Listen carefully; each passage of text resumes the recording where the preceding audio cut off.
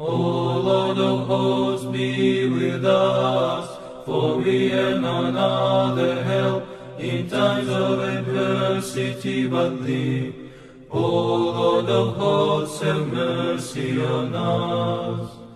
Welcome back, everyone. This is David Patrick Carey with Church of the Eternal Logos, and today I have a very fascinating conversation with my good buddy Justin Stamm. How you doing today?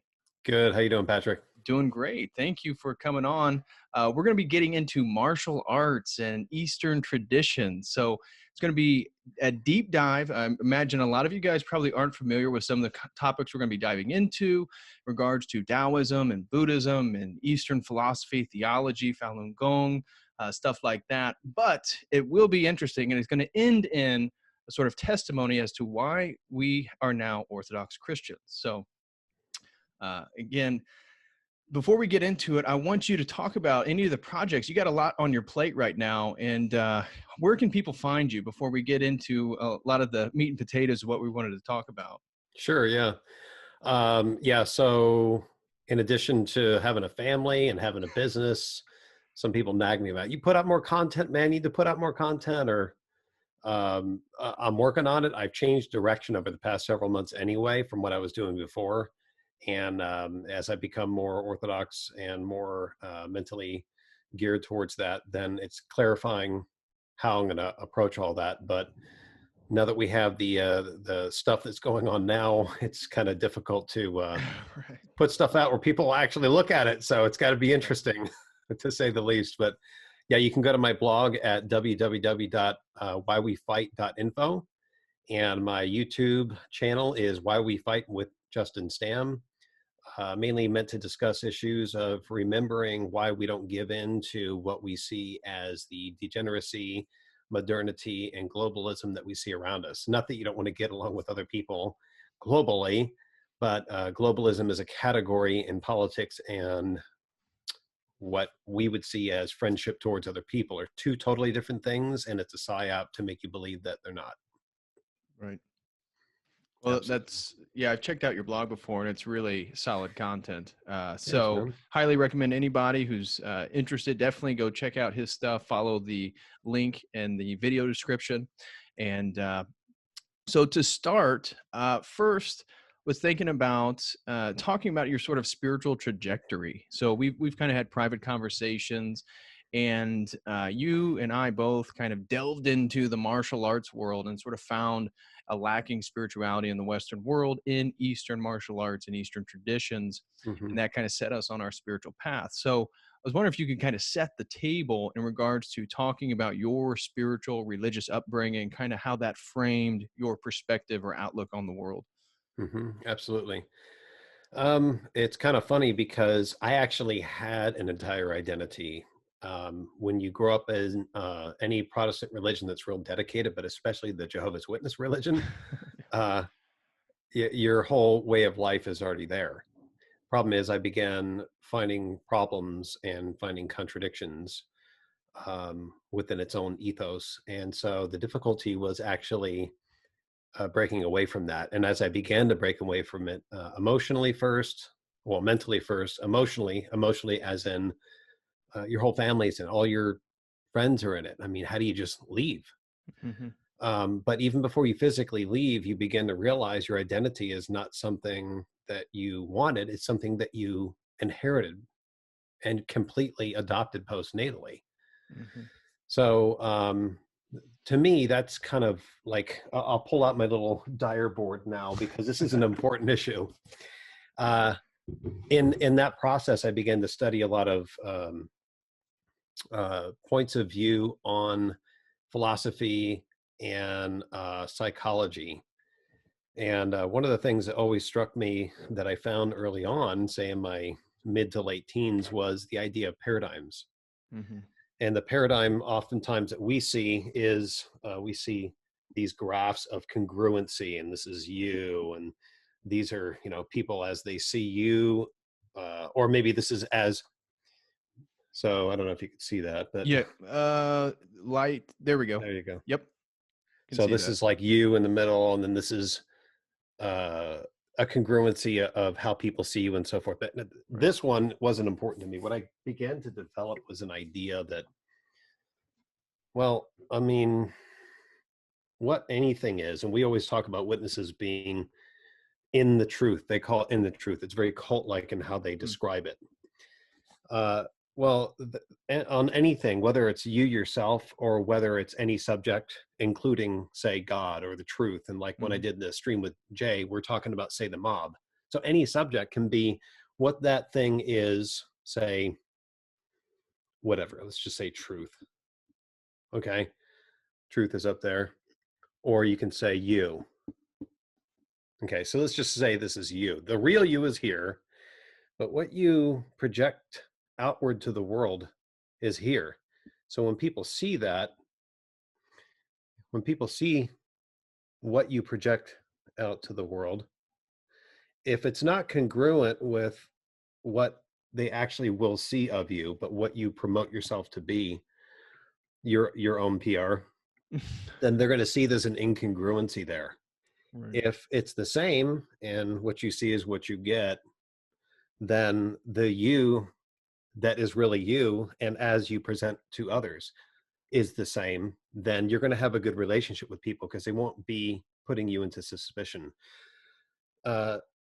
Yeah. So, but if not, people are going to think you're nuts or holding back or lying. But there's always that issue of the inner person that is only between you and God, or just you if you're an atheist or whatever. And so you never reveal your complete self. And so this idea of paradigms really affected me early on. And so this kind of helped me let go of, what I thought were the truths of the witnesses, right? We're the only ones that have the real truth of the Bible, truth of the divine name, truth of whatever. And when you come to find out within any system, any ethos of any system, eventually it ends up being, after asking a bunch of questions from, say, the witnesses and your elders and your parents and everybody else, it comes to a point where it's self-justifying and circular in its justification. And there's nothing wrong with that, because eventually almost everything is, whether it's a scientific field, whether it's Catholicism, Orthodoxy, Buddhism, whatever, there comes to a point where there's no completely external objective way of proving without using the exact language and paradigm of that system to describe it. The problem is not that. The problem is whether or not it's self-contradicting. So you don't need to go down the path of failed prophecies and contradictory theology and so forth. All you have to do is find out whether or not it contradicts itself on that paradigm. So, that led me to that questioning. And so in the process of being a witness, it's very hard to break away and have an identity that you could be comfortable with. And like I said, long before I left, before I was physically able to leave, I kind of started looking for something that would give me a way of life without being necessarily religiously dedicated. And for a lot of Western men, that ends up being martial arts. Right. You can go into wrestling, you can go into boxing, but there's something of a father-teacher, or like in Chinese shifu, right, relationship you can have with a good teacher that's akin to the religious upbringing you might have been around. And when he can give you a set of physical practice to gird yourself and be tough and be a man, but at the same time practice what they call wuda, or martial virtue at the same time, and the external, it at least has a certain level of identity. And you could be comfortable with it, because if it says something like virtue, martial virtue, well, then I already believe in what virtue is. I already believe in what truth is. So externally, it sounds very intriguing. Right. So yeah, in my late teens, even though I wasn't allowed to practice martial arts early on, because witnesses are pacifist in a lot of ways, eventually I did. And it leads into a search for identity, really. And it's always the question of, well, do you find that identity, is it mind or matter first? Do you think about it, or do you just go? I've always been the kind of person that just goes. When I'm up to the riverbank, by the time everybody else is going down to look for a bridge, I'm usually a guy that just jumps in. I just happen to find a rock underneath the water, or I'll just swim across. And if I fail at it, by the time I fail 3 times and maybe get the 4th time right, somebody else has gone across the river. They say I wasted my time, but sometimes you do have to put the matter before the mind, but that's when you're rash and young. So anyway, yeah, so I got into martial arts, taekwondo first, got my green belt, and then I went into kung fu and some types of mixed martial arts, very traditional mixed martial arts, but combat arts, and dabbled in quite a few things. And before you know it, you start saying, well, is this all there is to it? And is it just the physical? Because the physical is pretty cool. I mean, you get some really good workouts. You sweat it out with a bunch of, martial arts bros, kung fu bros, whatever you want to Right. call them. And there's something to that, sharing that warrior atmosphere with other men when society is so devoid of a masculine identity. And Especially sparring and stuff like that. I also absolutely. my introduction to martial arts was taekwondo, which Hmm. for those who aren't aware is a Korean martial arts. It's very leg and kick heavy. It's not a very practical martial art actually, but it's very athletic martial art. Sure. A- and and that bond you build with people after you just punch them or they just kicked you, and then at the same time, when it ends, you guys bow to each other. You're both submissive to the instructor. An immense rigidity in the sort of respect and honor that's Mhm. displayed in the classroom setting. And it is a very unique bond when you go out into the world that you're not going to find anywhere else, Yeah. especially in the Western world. So Yeah. I totally agree with you there. And I didn't mean to cut you off, but I No, just no, wanted to no. build upon that. Yeah, I had a lot of friends that went heavily into wrestling and boxing too.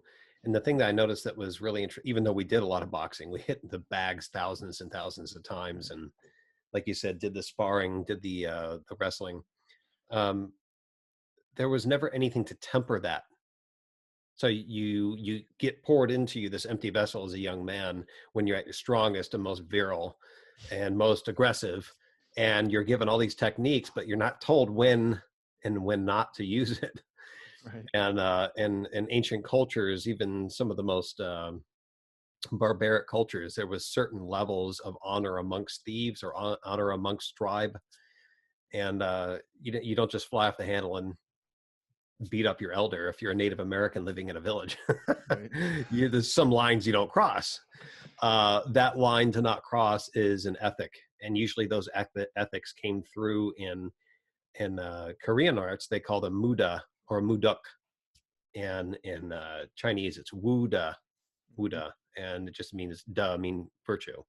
So it gives you a list of virtues and things to temper yourself with, and it's like, wow, this is almost like a way of life. It is a way of life. Right. You have the physical, and then you have the self-restraint, and you have the respect and the honor and everything else. It's also very practical because if you don't get out of the way, somebody's going to hit you. So Right. when you're practicing moving out of the way, if somebody punches or kicks at you, nobody's going to do that for you. There's no subsidy program for somebody to help you to move out of the way. If you're on your own and somebody's going to hurt you, you have to defend yourself. You're on your own, but There's that's an immense okay. realism to that I think is void in contemporary Western culture, right? We lived in such a pampered, relativistic world that martial arts instills an immense realism Hmm. that it's on you. The hard Yeah. work, the skills, the abilities, it's on you. Yeah. If you get your, if you get kicked or punched, it's your fault. If you punch or kick, it's your fault. If you get up after getting knocked down, it's your fault. If you get your promotion, your belt, or whatever it is, it's your fault. If you win that competition, jujitsu competition, it's your fault. Of course, you have a team behind you and all your teachers and your knowledge that came before you. But however, it's still incumbent upon you to execute all that knowledge that really is stasis otherwise. Hmm. Yeah. So along the way, yeah, I kind of delved more into, and I met a lot of really famous martial artists and some stunt guys and movie stars and stuff like that, which a lot of guys do if you go to enough tournaments. But I started meeting some other esoteric masters, and one of the things that I would often read about in the older schools, especially the Tao schools, they would mention a word called Xinqing, X Xinqing, Mm-hmm. and it's similar in Orthodoxy to nepsis, the concept of nepsis. So Xinqing means mind and heart nature, and it means to temper your mind and your heart nature. First, you temper your passions in your heart, but you temper them through the mental faculties and discipline of your mind and your thoughts. Mm-hmm. So it's not just pouring martial arts techniques into your head. It's not even just pouring Tai Chi or even meditative practices if you're doing Taoist practice. It's literally a discipline of finding ways to improve your moral character and what they believe to be accumulating the substance of virtue. So a lot of Taoists talk about accumulating virtue. Well, that come in martial arts and martial arts Qigong and Tai Chi. That's where that comes from. Mm-hmm. Simple things like if you see a faucet, turn it off. Don't waste. Don't speak more than needed to. You can see that in the Samurai Budo Code too. That's where they get that from, Right. because it's also in Buddhism. So Xinqing was a really, wow, I didn't think of martial arts practitioners in ancient times having a way of life and trying to temper themselves through a moral code. There's trash in the ground, pick it up. There's somebody else over there, help them out in need. And so, it leads to some understanding of where it comes from. Like my martial art I practice was Buddhist. So you start saying, well, where did this come from? What's my lineage? Where did my masters originally develop it? And, eventually you start researching that and finding out it comes from either Buddhism or Buddhist school, Mm-hmm. or Taoism or Tao school martial arts. There's really only two major schools. Right. There's one school known in China called the Sideway or unorthodox schools. And that can apply to different types of esoteric Qigong practices or meditative practices. Side door there, I forget the exact, Chimen school, I think it's called Chimen school. Mm-hmm. So it's very, very rare. But anyway, yeah, there's two major schools and they share similarities, but Buddhism is more go out into the world for the average guy, but these are the things you need to do. Practice good Xinqing, improve your moral character, control your thoughts, control your passions. And then they have the 6 emotions and 7 desires. I wrote these down because last time I didn't remember them correctly. And those abstinations and behavior. So when you see these things in an ethos of seeking truth, and it lures you, Mm-hmm. because on the external, like I said, not only do you have this way of life where you can be strong and be tough and be self-reliant and be a go-getter and whatever else, you can apply that in real life. Don't give up. You get knocked down 5 times, get up 6. That applies to work. That applies to relationships. So it's kind of a pathway to success. And you see some people overdo that where they make martial arts nothing but a self-improvement course, when in reality, the core of it is not for that. That's religion. Right. That's philosophy. Martial arts is for fighting, for defending yourself. Right. So when you're really honest about it, that's the history of it. But along the way, yeah, you do find some of those characteristics of almost religious, and because their origins are in religion. Mm-hmm. And the more you look down that way, you say, wow, that's pretty profound, especially for one trying to rebuild his identity in because it's void. Because if you walk away from a religion your whole life that tells you all the other Western religions are wrong, you need to become a Jehovah's Witness. And then when you leave that, you don't even look at those other religions. You don't look at Catholicism or Mormonism or any other forms of Protestantism. I didn't even know Orthodox Christianity even existed. Mm-hmm. So you almost go like this wandering mortal, Kwai Chang Caine walking the earth for a while until you're like, wow, I'm already doing martial arts. It also has an origin in some religious aspects. And I discovered Qigong. Right. So we've kind of talked privately.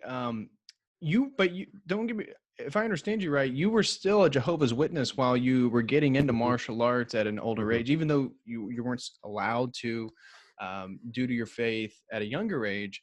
At an older age, you were still kind of had 2 feet or a foot in both worlds, rather. And sure. So when was it where you realized that, man, this Western worldview really isn't sufficing for me, and kind of putting both feet in the Eastern religious, mystical, esoteric worldview. Where was that transition for you? I started going to Taekwondo class against my parents' wishes secretly before I turned 18. Let's just say that, and Yeah. then by the time I was 18, almost 19, that's when I kind of moved along into kung fu Mm-hmm. and jujitsu and some other things, which is an eye opener. But yeah, I was still a witness at 18, 19, about 19 to 21. I started kind of really trying to figure out, do I want to commit my whole life to something where I don't necessarily believe this, but I go along with it anyway? And I couldn't get an answer at that time. So more and more, I kind of just drifted away from it. I didn't actually walk away from the whole witness thing. So while doing that and trying to figure out things, I just poured myself into just regular day job work and martial arts practice. I mean, you go 2 or 3 times a week. That's a lot of hours over a period of time, and then you do your home practice and everything else. So it really gives you, it really does give you a way of life, something to do, not just like playing games or farting around in the computer. Right. Right. And then when you do it with other friends too, you build these bonds and stuff. So yeah, it was about 21, 22 where I moved to Las Vegas. I studied there for a couple more years or so. And at Now, that was that time, Taekwondo or was that Kung Fu? yeah, Taekwondo I only did for almost a year from before turning 18, then into my 18th year. And then I went into my Kung Fu and then really dived into, when I got to Vegas, I did jujitsu and some Kali Lameko Eskrima knife fighting. Okay. Visited some, visited some Aikido classes just to check it out. Wasn't for me. But I did visit some Tai Chi classes and learned a little bit about Taoism on a superficial level. So that was like the first time I had really gotten around any kind of a esoteric practices. I realized, well, this isn't just slow kung fu forms. This is a meditation practice. It's they talk about energies and meridians. I mean, stuff I didn't know anything about. Right. Yeah. So then they start talking about, your third eye, and I'm like, oh no, I didn't know anything about all that stuff. Right. So yeah, but I only dabbled in that a little bit. Yeah. And Tai Chi for me, that was also quite appealing. I mean, as I mentioned, I was also in the Taekwondo scene, going to competitions. Um, but my particular master was deep in Taekwondo, I mean, in the Tai Chi scene. And so he was showing me all these different forms. I was kind of one of his better students and was very interested in this stuff at a philosophical, theological level, because at that point in my journey, I was a sophomore, junior in college. I had an idealized understanding of the East, and I had Mm-hmm. kind of dropped my Protestantism. That it just no longer worked for me. I was really fascinated in religion. I was starting to get into religious studies along with biology. That was kind of my focus in school. And so Buddhism, Taoism really kind of took hold. Mm-hmm. It just felt like it gave me a complete worldview in regard to the martial arts. So the martial arts provides a sort of physicality, and Mm-hmm. then the theology, the philosophy from the Taoism, the Buddhism provides a sort of spirituality. And Tai Chi being such a sort of energetic, it's a slow motion form of martial art, if you, I mean, it is a martial, they consider a martial art. Mm-hmm. Mm-hmm. Um, that was really my introduction and why I wanted to go to China. And I spent 2 summers in southern China in Guangzhou, in the Guangdong province at Zhongshan Dashui, so Sun Yat-sen University, studying Mandarin, studying Chinese language and culture. And I was just fascinated with kind of the Taoist monk, doing Tai Chi at 4 or 5 in the morning as the mist passed by at the top of the mountain. It's like, Yep. that's what I wanted to go see. I wanted to Sure. experience that. And Yeah, there's so, definitely a healing experience for somebody trying to find themselves. and get an identity as a young man that's got strength, he's got honor, he's got vitality, and he wants to do something. And you find out in Western society, there's nowhere to pour all that energy into. Right. It's like a void. Absolutely. Absolutely. And so, unbeknownst to me, once I get there, I see that there's really no place to put it either in China either. Yeah. Once you get there, Yeah. given the communist revolution, nobody's really interested in Chinese culture. Nobody's really interested in Buddhism or Tao, even though the culture is replete with these, the underpinnings of these paradigms and these worldviews. But no one, the kind of stereotype of, oh, these Chinese, he must be able to do martial arts and all this stuff. And rarely. Yeah. Yeah. But you do see Tai Chi. Tai Chi is a cultural staple in China. So even though majority of people identify as atheists, they don't really care about their heritage. The old people are still doing Tai Chi at 5, 6 in the morning in the park. Everybody's doing that. And and so for them, it's about balance. It's about, the central nervous system and maintaining flexibility and all that stuff. But once I got there and saw how what I was so fascinated and enamored with and thought that what was calling me to go there, really doesn't exist anymore. Yeah. And the people there don't really care for it. I had conversations with people, both Westerners that experience the same thing, as well as Chinese that grow up not even thinking about their own historical legacy. And ironically, not just in China, Hong Kong and Taiwan, Chinese living abroad, other friends that study Japanese martial arts too, Korean martial arts. Most people, I mean, Korea, that's their physical education. They do Taekwondo. Right. But that's not really what original Taek Kyan was. It's not really what original martial arts were. You go to the temple to be a monk, or you go to the temple to be a student of a martial arts school that oftentimes was associated with a religious order. Right. But so it wasn't always the same. Anyway, point is that, yeah, I always wonder if it was a similar percentage of people in the population that did serious martial arts practice back in the day. Like the movie Crouching Tiger, Hidden Dragon, the whole underworld. What did they call that? I forgot. I forget, but I know what you're talking Yeah, the martial about. arts underworld. That's like a legendary status and legendary idea in China up until probably 20, 30 years ago. People would write stories about that. That's why that movie was made. But yeah, I think there's a certain percentage of people in the modern day that do mixed martial arts, jujitsu, boxing, probably a similar percentage, just like martial arts in general, as maybe 100, 500, 300 years ago, whatever. Because oftentimes martial arts was outlawed from being practiced unless you were in the army. And China has a very interesting history of secret orders and secret society, like the Hong Fa, which my teacher's lineage was associated with. And now, can you speak about your particular instructor? Because didn't he come to America and had a bit of a reputation? Yeah. So my first teacher in Kung Fu Sansu, and it's very closely related to the same school as Choi Lei Foot or Sai Li Fo in Mandarin. It's a Southern art. It comes from the Lin Kuan Yin temple that's now destroyed. It was part of the Shaolin Chen sect system. But anyway, my teacher I met while I was a witness, and we knew as a family friend, and I worked for him when I was 17 and when I was in summer, doing landscaping in Rancho Santa Fe, and just my parents to get me out of the house and go do something manly, which is cool.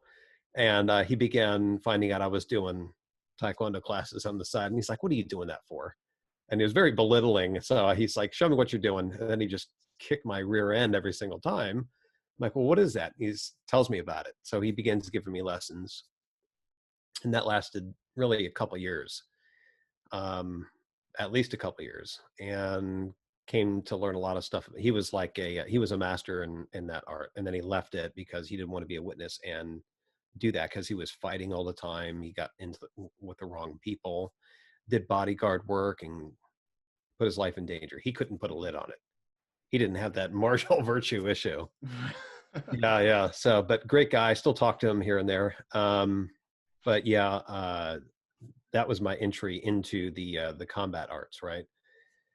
And so that's Kung Fu Sensui led me to looking into other Chinese arts as well, and eventually jujitsu and so forth. But ironically, I hear a lot, and I did a lot of jujitsu.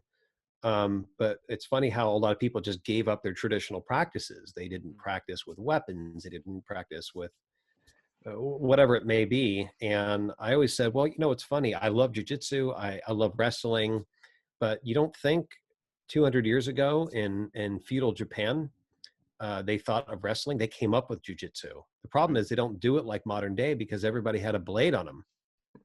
Right. You don't put a guy in a triangle when he's got a blade up his sleeve and he's going to stab you. So the idea was to not wrestle. Same thing with Chinese wrestling, shui qiao, and other combat arts. If you got too close to somebody for too long, they're going to stab you or hit you with something. And there was oftentimes multiple opponents. There's a whole philosophy of use of your martial art wrapped up in modern weapons that changes all that. Right. You can have a concealed carry weapon on you. Are you going to prove to him you're a black belt in jiu-jitsu, or is he really going to stab you and then you got to shoot him? So everything changes. So so that's so from Kung Fu Sensui into other arts, but eventually leading me into Qigong practice and the Buddhist religious studies. Right. Yeah. And most people are going to probably be familiar when you said Shaolin. That is the sort of kung fu, mystical, spiritual idea that most people are enamored with, myself included, back in the day. And that whole process of fighting, that whole use of these various kung fu weapons was really a sort of self-defense of the sort of peasantry against the state.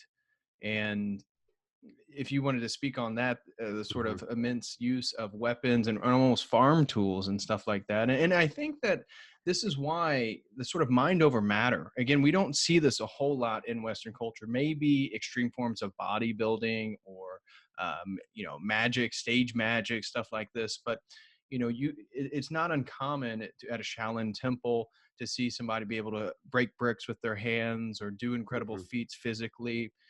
Because of the sort of philosophy, theology underpinning their practice.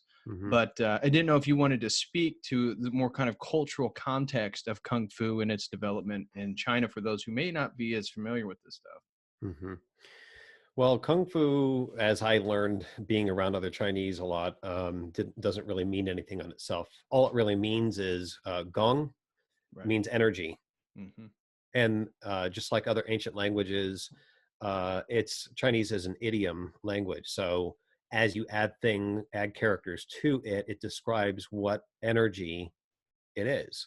So if you say Qigong, well, that's different than say Gong Fu. Right. But Gong Fu doesn't mean anything. Gong Fu just means energy work. It means a skill that you acquire over a period of time. Right. Through hard work. So time and work. So it's an entire idea behind the words, but the word that the Chinese use for describing martial arts is wushu, and it literally means martial art. Right. But within that ethos is a whole history behind it, much further back than the Buddhist monks getting involved, and even the Taoists. I mean, if you had an army, you had a martial art. Right. China's had 5,500 years of continuous history. Right. You think they just started practicing 1,500 years ago martial arts? In the diversity within China, most people, at least Westerners, when they hear China, they think, oh, that big country with all those people who look the same. No, if you go there and just try to speak Chinese, that's what it's the whole movement from traditional to simplified forms of Mandarin is the characters was the only thing that united over 200 different ethnicities of Chinese. Yeah, and so they have totally different dialects, very different cultures. And so they could be on the other side of a village and they can't understand each other. That's why they have to write it down. And that's why the pictorial nature of the characters is so important. Yeah. So, but anyway, the whole Kung Fu thing, that really, what we know as Kung Fu oftentimes in the West first started in the 50s and 60s. In fact, the guy that brought our martial art to the country, Kung Fu Sensui, not known as Kung Fu Sensui, and that's the name he gave it. Right. In China, he started teaching before any of the other Chinese masters before Ark Wong, before Bruce Lee, before anybody in 1962. Mm-hmm. Taught Chinese in 1958 in LA Chinatown, taught non-Chinese for the first time ever in the West, or at least in America, Mm-hmm. in 1962. But when you want to know about the history of your art and you trace it back to this Shaolin system, then why were monks that were supposed to be totally detached from the world supposed to be now being concerned with? They have in Buddhism, in the different sects of Buddhism, they have practices like Wu Wei. You go into meditation of complete emptiness and non-movement. They have a principle of non-interference and non-intervention, which means that because they believe in reincarnation, then if you see two people arguing or fighting over there and you interfere, you've actually interfered with their chance to pay off their karmic debt with each other they accumulated in a previous life. Right. So when you interfere with what's been arranged by heaven for them to pay off their debts to each other, this is their belief, then you've actually interfered with the arrangements of heaven. So it's not that it's cold, it's that that's actually compassionate to let them handle their karmic relationship. Right. So non-interference means that. So how do you go from that mentality to practicing martial arts at a Buddhist temple that's not supposed to be attached to what happens to the physical body? Right. And there's a whole history and a politic behind that Mm-hmm. that really starts about 1500 years ago.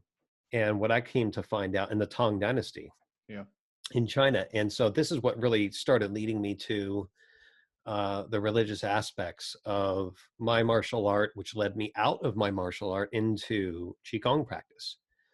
And so you come to find out that Buddhism that was birthed about, what was it, 2,400 years ago, 2,500 years ago, Mm-hmm. in India by Sakyamuni. And Sakyamuni was somebody that was born as a prince in his family. He's supposed to be a king one day. And he, in the system back then, it was Brahmanism, which means whatever caste you're born into, that's what you have to be. You can't be born into a lower caste and say, I want to be a movie star and go to Hollywood. Right. You're born into that caste because of your previous life's karma, they believed, and in the belief system that you can't break your caste. So you And will that earn caste system is that rigid caste system still exists in India. today. Yes, And people him don't being realize that. part of the sort of Brahmin, the priestly Mhm. caste. Yeah. So Sakyamuni wanted to break his caste, and he wanted to seek more answers of why things are so screwed up. It's something that young men are still asking today. Right. If God, why bad? Right? And Yep. it sounds simplistic. Theogony. Yeah, it sounds simplistic, but in reality, that is a good question. And for a long time, I thought I found that answer in reincarnation. Well, if there's a God, why if he's just, then why does he let a baby be born and be hurt and then die? What did he do to deserve that? Right. Inferring that doing something bad will incur judgment and punishment. Right. Ironically, well, if that's the mentality that you already have in the West, then that means that if you believe in reincarnation, and even if you're a baby, let alone seemingly innocent person, then a lot of Buddhists and Taoists would say, well, then why did you hurt that person? If you complain about being hurt by that group or that person, then why did you do that to them or that person in the previous life? So be virtuous now so that you won't go through this again in the next life. That's their belief. Mm-hmm. So Sakyamuni came to this conclusion, even though he was already educated in reincarnation, already educated in the Dharma, what he inherited as the Dharma. Right. Even though he wasn't a monk or a priest, he was allowed to know what that was. And so, but he believed he found, he didn't find the answers that he wanted. And so he eventually took on an ascetic life and abandoned his wife and child. Right. And began wandering the earth, in India, looking for answers. And he studied under some masters, but the short version is he wasn't divinely inspired by anybody.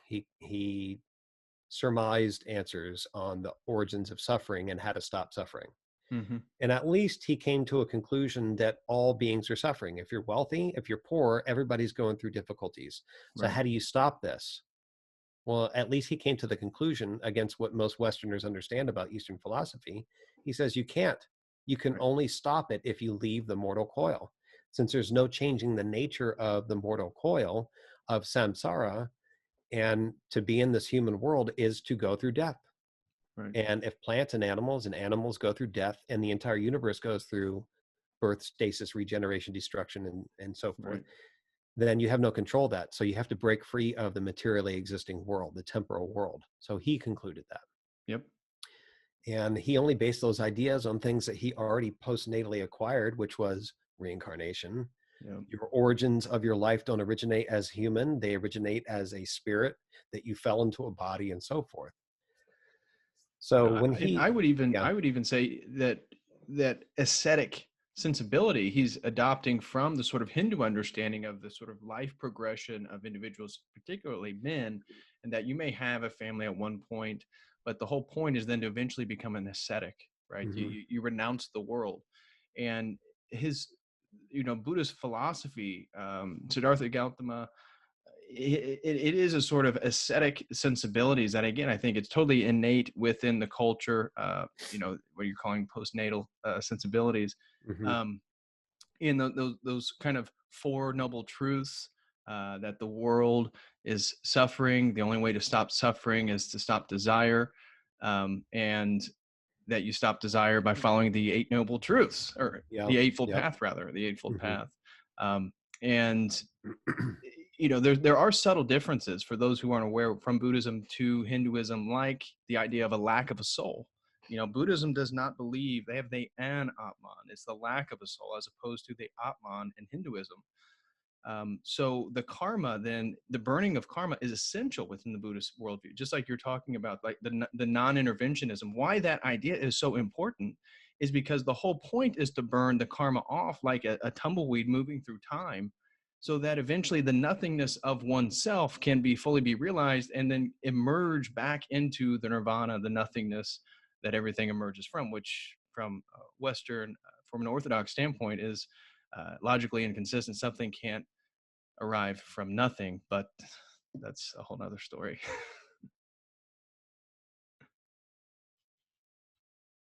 sorry about that. I was on mute. Yeah, I found it interesting that not until years later, comparing that, because initially you think going into nothingness, it sounds funny and hippie, and only a moron would believe that. Actually, some very intelligent pagan philosophers like Plato Exactly. and so forth, the whole idea of monadism is that you came from one divine essence, Hmm. and all things eventually fell here and will eventually go back. That's Platonic ideas. It's the Right. exact same thing. And so the argument is through the ages has been whether or not that essence is created, or is it the divine essence? And that splits the schools and the esoteric schools between the um, pantheistic and panpsycheistic idea, Hmm. or if it's actually a world of created forms. And is that temporary? Well, yeah, because if the entire universe goes through birth, stasis, degeneration, destruction, then all things will be reassimilated again back to the monad and then explode again. So where do you think Einstein got his idea? The Big Bang Theory and the theory of conservation comes directly from the esoteric schools, Right. Gnosticism and the Platonic ideas. So anyway, so with Sakyamuni, he started his school. Eventually, he claims he reached enlightenment.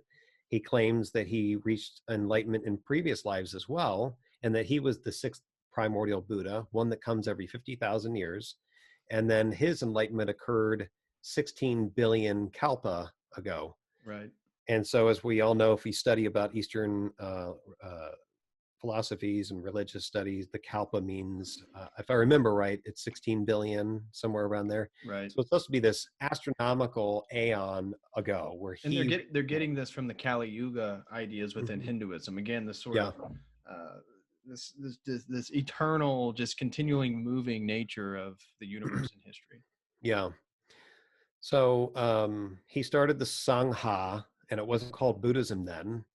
but they believed in the idea that Sakyamuni attained Tathagatahood, which is Buddhahood, Hmm. which the three fruit statuses they call of Buddhism are first unlocking, which is arhatship, and then bodhisattvahood, and then Tathagatahood. And the Tathagata can leave the mortal coil, or he can stay on earth reincarnating. So, well, then it didn't come to be called Buddhism until later on. In fact, Buddha and Buddhism and Buddha school teachings existed before Sakyamuni, and a lot of people don't realize that. Hmm. In fact, to prove that, the idea of the word Buddha or enlightened one is something that was used long before Sakyamuni. So some people say, oh, he doesn't know what he's talking about because Buddhism didn't exist before Sakyamuni. Then, I mean, number one, he never called his school Buddhism. That Right. was something that was taken on later on. And number two, other schools like Jainism and other schools were using the word Buddha. So if the whole idea is to attain enlightenment and leave the mortal coil, then it was a commonly used idea at the time. So the Sangha existed after Buddha, Sakyamuni Buddha died, and it evolved into this monastic practice where two schools basically said, well, the Theravada school, which is the ultra orthodox, it's like it's this, we can't risk the changing of what the sutras that he left us at that time for like 400 years was not written down. Right. Each school would memorize all the sutras by memory and by chanting them all day and all night. So if you had like 100 monks in a school or a cave, they started out at first, 10 in the first row would remember so many verses, and then 10 in the next row would remember, and they'd all chant it out loud all day and night every day. And the next group would do the same thing, and the next group, until you go around the whole room and you've preserved the Diamond Sutra or the Lotus Sutra or Yeah. whatever it is. And for those who aren't aware, Buddhism has an immense amount of sutras. Mm-hmm. It has the most religious texts out of any world religion. Most people aren't aware of that. They think of sort of people sitting. Most Westerners really just think of Zen Buddhism. I think that's really the whole conception. When you say Buddhism to a Westerner, they think of Zen Buddhism. Yeah, exactly. But Yeah. there are immense texts, more text. There's so many texts that most, we haven't even translated. We don't even read all the texts that Buddhism has, all the Yeah. sutras. To put it into context, both in the sutras that Sakyamuni left and then the patriarchs, he appointed a patriarch for each generation. Mm-hmm. And then all the students and monks that wrote things down later on, will be comparable in Western Christianity as church fathers and theologians and so forth. So, but what Jesus, just like Sakyamuni, didn't write anything down, but his apostles did. Same thing with the first disciples of Mm-hmm. Sakyamuni. So, yeah, Though we're not trying to make an equivalence there between, of course obviously, not. for those Well, for the Christian minded listening, don't get confused. We are Orthodox Christians, just explaining exactly. these ideas. So don't get it twisted. Well, I think it's very interesting that at the time that Christ came and the time before he came, even, there were schools trying to mimic Christianity, trying to mimic the ancient Israel traditions. And so it's not uncommon for the demonic world to want to imitate Christ's plans that are all prophesied, starting from the Garden of Eden with the bruising on the head and the heel, Mm-hmm. and giving birth to a child from a virgin and so forth, all the way through the prophets. I mean, it's written down. So somebody run halfway around the world before Christ comes and researches the prophecies written down in the Hebrew text, then they could manufacture a whole new religion all the way in America, Right. and then Right. say, oh yeah, we had this too. We also have Christ. Right. So yeah, the comparative is not to compare, it's to actually show the imitation from the pagan traditions, but also show that because they don't have the truth in its complete form from the Logos, Right. then it's going to run into these contradictions that we often get to. Exactly. And it that's can where this dead video is end. going to eventually lead. So for those of Yeah, you wondering, we are eventually going to show why all these worldviews cannot be true. sure. Yep. So yeah, so the more I dug into that, and I found that the Theravada sect and the which was the Orthodox sect, and the Mahayana sect eventually developed, and there was fighting early on about this. Right. And the Mahayana sect was like, we have to save as many people as possible. Not everybody can attain Tathagatahood, which means to break out of samsara, but maybe they can practice the noble virtues and can be saved to Sakyamuni's paradise, they believed. Right. And that's And so, why the Mahayana school literally translates as the greater vehicle. It's trying to get more and more people to Bodhihood, to Buddhahood, to enlightenment, to attain Satori, as opposed to Theravada. It's a very singular individual pursuit. And yeah, so I didn't mean to yeah, cut you off, but I just no, wanted to give context there for everybody.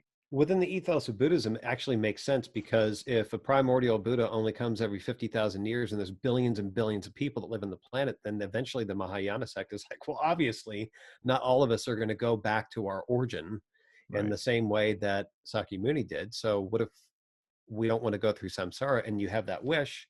And as they say in Buddhism, a wish is a very powerful thing. So maybe not in this life, but maybe in the next life, you'll come back as a monk, and then you can practice and worship Sakyamuni, and he'll save you towards, or save you into his paradise, or in Buddha Amitabha's paradise of ultimate bliss, or whatever they Right. come up with. So again, this is not to edify Buddhism. It's to prove that there's two guys on here that have done their research. We're not just bashing Buddhism.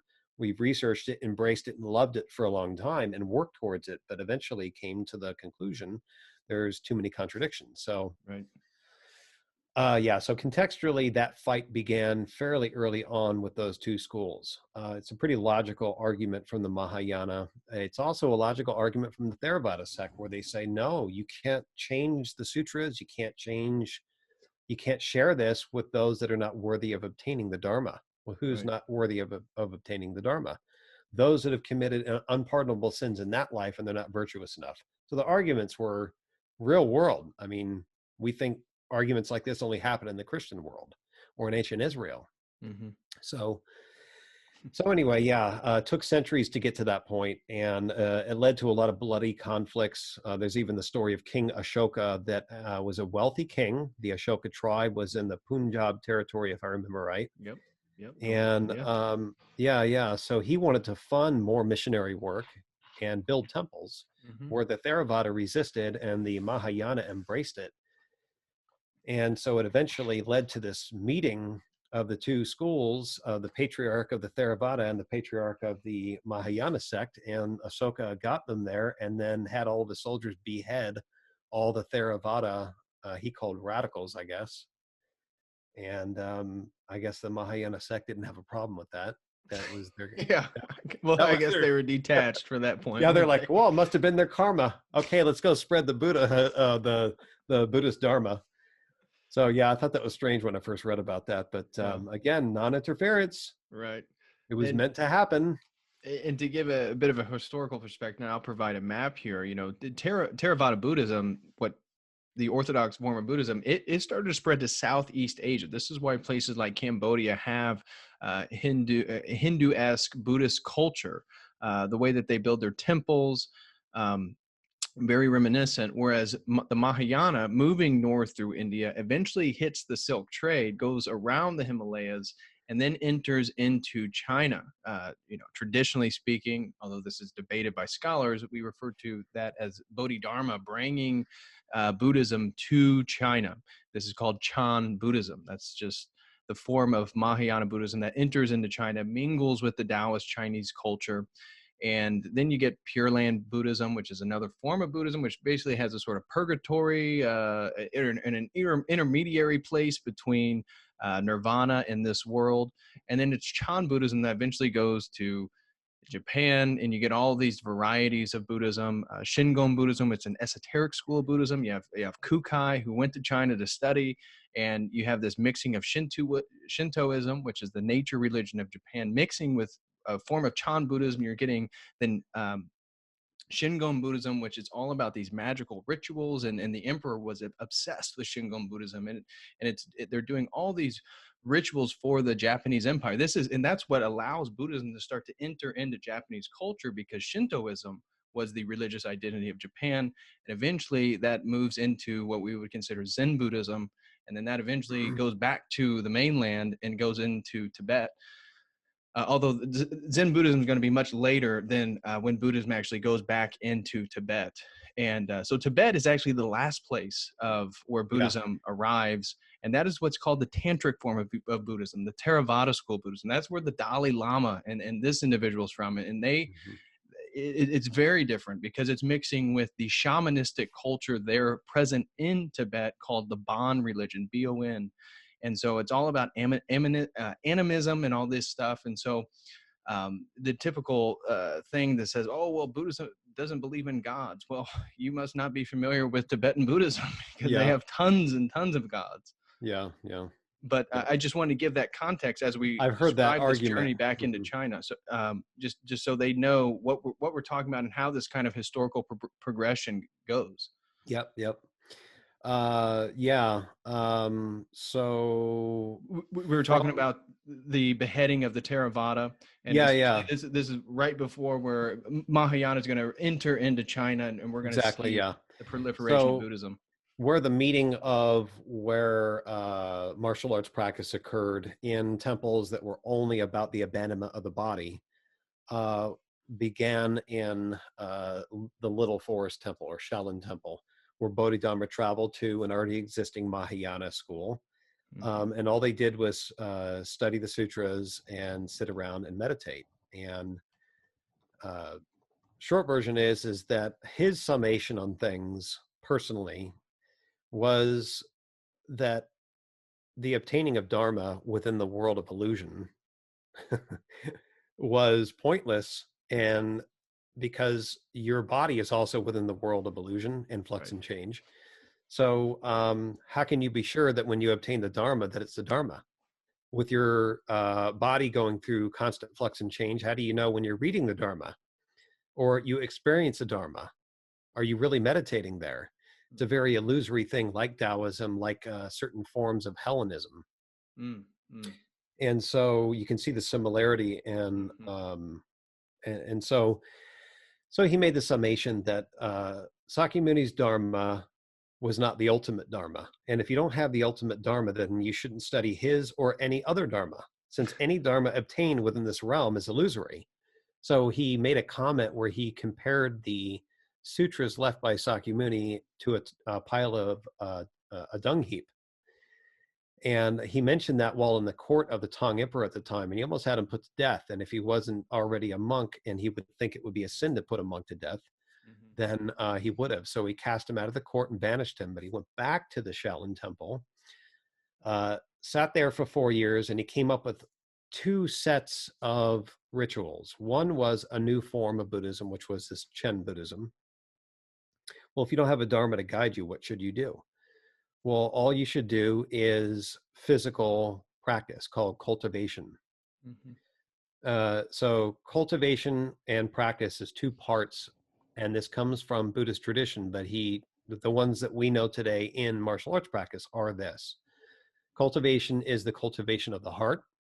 Cultivation still remaining, he still kept some things like, the virtues and the abstination of desires and the physical body and the passions and certain foods, but he's the one that actually added abstinence of certain foods. It wasn't there originally. But in addition, practice. And so in Brahmanism, there were yogic type of exercises, but Sakyamuni didn't pass that down. Well, Bodhidharma reintroduced some of these yogic type of practices. And so it was a form of asceticism. It was also a form of circulating your body's energies and living longer, because the longer you can live, the more good you can do by praying for others. So extending your life and health, not abandoning your body completely until your predetermined time of death.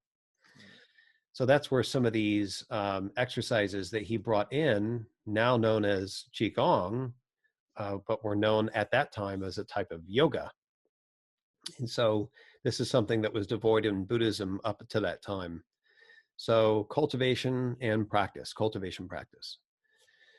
And so these monks there not only used that, but there was a system within the imperial orders for millennia that if one were in the service of the emperor and he wanted to leave service or retire, oftentimes, if he didn't die in battle, you could either go into retirement and leave the court, or you can disappear into a monastery. And that way you would never try to accumulate power and overthrow a prince or a emperor. Right. Otherwise, that happened.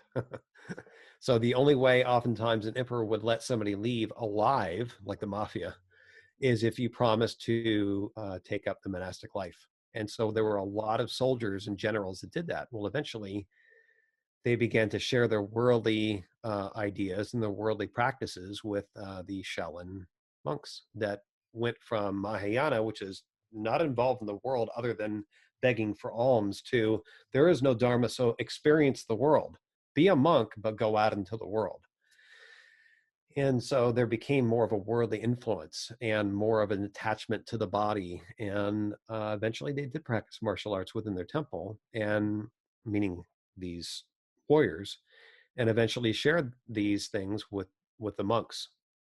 Well, because it was so controversial, the sect, they were considered to be apostates, the Chen sect. And so eventually the emperor wanted to put them under scrutiny. Well, there was a famous story about how the Tang emperor at the time found out that they were so good just with staffs. They didn't allow weapons into the temple, only walking staffs.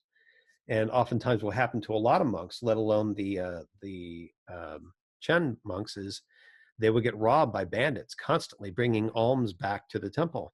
Right. Well, these Chen monks were like, no, these are for the temple. And so they began fighting back with their newfound strength and their martial arts practices, and just with staffs. And they became so good at it that the Tang emperor says, these guys are a threat. There's now these Chen temples all over the country, and they're really good at fighting. Are they a threat? Well, before he did anything about it, they went to war, and they called up all these monks to fight for the country on a nationalistic level. That had never happened. No Buddhist monk had ever fought in a war. Right. Well, when they fought in the war and they only had staves, they did, I think it was to the Mongolians, if I remember right, they did an immense amount of damage. And although it saved the emperor, he saw it definitely as a threat. So it was approximately, if I remember right, at this particular raid, 40,000 temples were destroyed, and almost all the monks were scattered, if not killed. And they went into hiding for a long time. And later emperors allowed them to exist, but they were never really accepted by other sects of Buddhism. They were almost always considered an apostate sect. Out of that tradition came the Shaolin martial arts secret societies that we know about, like the Hong Fa. And the Hong Fa were all over. And so they instead of changing, they stayed the way they were. They were fighting warrior monks, and they only fought for themselves. And some became corrupted, and they started underworld lifestyles, basically. So that's kind of where a lot of these crossovers, where people hear about some martial arts masters coming from Chinese mafias. Right. Well, that's kind of the origin, living in the underworld outside of imperial rule. So yeah, up until the past couple centuries, especially the past century, Zen Buddhism was not, or Chen was not accepted by Mahayana, by Vajrayana, by Theravada. In fact, Theravada doesn't accept really any of them, but right. Yeah. So that's kind of the history to kind of, but I think it's kind of maybe in a minute what we can kind of go into is the comparative of what I found is like contradictory, because you don't really know it absolutely until you go into their whole theology and so forth. Right. Yeah. And to give a historical context of what he was just describing, I believe it's 3rd century Han Dynasty that Bodhidharma is entering, bringing Buddhism into China. succeeding dynasty is called the Tang Dynasty. Yeah. This is 7th century, 600s. This is when Christianity enters China. And so Buddhism has already been there for several generations. And interestingly, it was Buddhism that was the biggest owner of slaves in China. And this is part of this worldly mix with what we call Chan Buddhism, Chinese Buddhism. And this is one of the things and why the Tang Emperor found the religion of light, Christianity. Of course, this is a Nestorian form of Christianity. This is totally different Christology and stuff like that. This is the Oriental Church, the Church of the East, that enters again through the Silk Road, but finds a special place within the Tang Dynasty. That's 7th century, like I mentioned. 3rd century, Buddhism's entering into China, and eventually it's Buddhism that then, because for the Tang Dynasty, Taoism is the official religion of the empire. Eventually, they get overthrown, and Buddhism becomes dominant, and they kick out the Christians. That's kind of the Christian history. But everything you're saying in terms of the sort of worldliness of Chinese Buddhism is so appropriate in terms of the theology, the philosophy, and yeah. So I just wanted to add that in there. But Yeah, what you just said there was because if you think everything is illusory and there's a heavy predestination idea, then me interfering with society, was that predestined? Therefore, even though they don't promote the acting on every impulse, then if I do act on it, though, that also is supposed to be experienced in your general experience, because there's no way, again, you're going to attain Tathagatahood. So we're not here to attain Tathagatahood. We'll be saved to Sakyamuni's paradise or simply go into the mortal coil again. So what does it matter? And so they come up with a lot of offsetting of bad deeds with good deeds, or even ideas of what do you call it, purgatory and so forth. They have an idea. Land. Yeah, the Pure Land is sort of that this world is so corrupt that really what we can only wish for is to be reincarnated into the Pure Land, and from there we can get to nirvana, because there's no way to actually get to nirvana from this world. Yeah, multiple dimensions and so forth. Yeah. But yeah, if you want to go into well, I think there's two. We could go into the contradictions that you saw, or we could move into your experience with Falun Gong. And then from there go into your experience, and then the differences in the worldviews. Sure. Depending on where you wanted to go, because I know probably some of the people maybe have heard, okay, Falun Gong, isn't that group that the communist China is trying to persecute? Don't they have like YouTube videos of people like lighting things on fire with their chi energy? And so it's already kind of wrapped for anybody who, I'm sure some people have never even heard of it, but it's kind of wrapped in a sort of esoteric, mystical, supernatural abilities and stuff like that. So maybe getting into that, your experiences in Falun Gong, and then getting into the worldviews and the sort of paradigms and where all this stuff collapses. Yeah. So before I got into Falun Gong, I first met a master that wanted to teach me something in the Japanese arts that came from China. But while it was in Japan, it was called Fudo Aiki. And Fudo Aiki is burning palm. And he meant it as a fighting technique, but he said, first, you need to learn it as a healing technique. Oftentimes when you go to a Japanese Reiki specialist where they do massage, they claim to be able to take on your discomfort by willful action, by mind intent. And so whatever discomfort they have caused by illness or chi, they'll remove it, but it has to go somewhere. And so Fudo Aiki is about that practice, right? And so anytime you hear somebody taking on somebody else's chi, that's exactly what they're doing. They're bearing it for somebody. I mean, that's what they think they're doing. Right. Yeah. So always have to preface that. Right. Everything gets misconstrued on online. But he was the first one to teach me meditation practice and the mind intent on the palms and things like that. And not that anything magical was going on, but your mind is very powerful. And when you have mind control over your physical body, that's not supernatural. That's just practice. Right. The ability to lift weights, it's the same exact thing. The ability to, play sports or do powerlifting or physical feats. These are just accumulated skills. And so I think that's what it was, because I even had a few friends where I did this stuff on them. I got an injury here. Let me try this out. And I do my little meditation practice for a minute, and my hands got so hot. They're like, dude, you're freaking me out.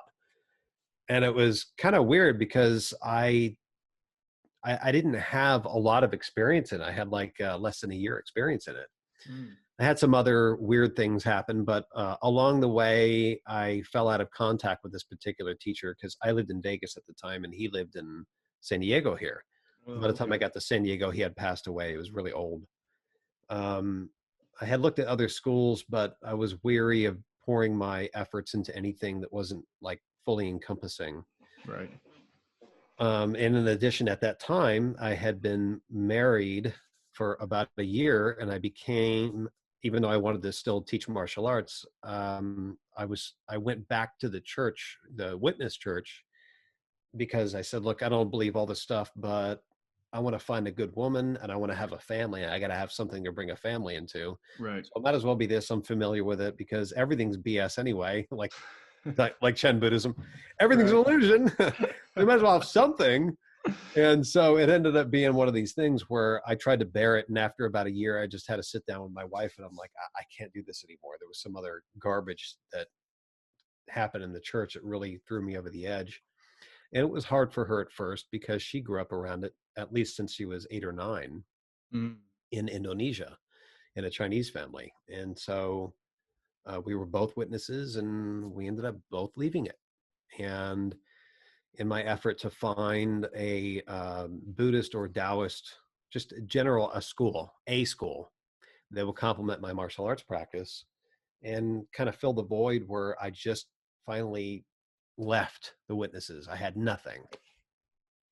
But what am I going to do? I don't want to join a religion. And so I got more into the whole Tai Chi, Qigong experience, went to a few classes and seminars, and I stumbled across Falun Gong.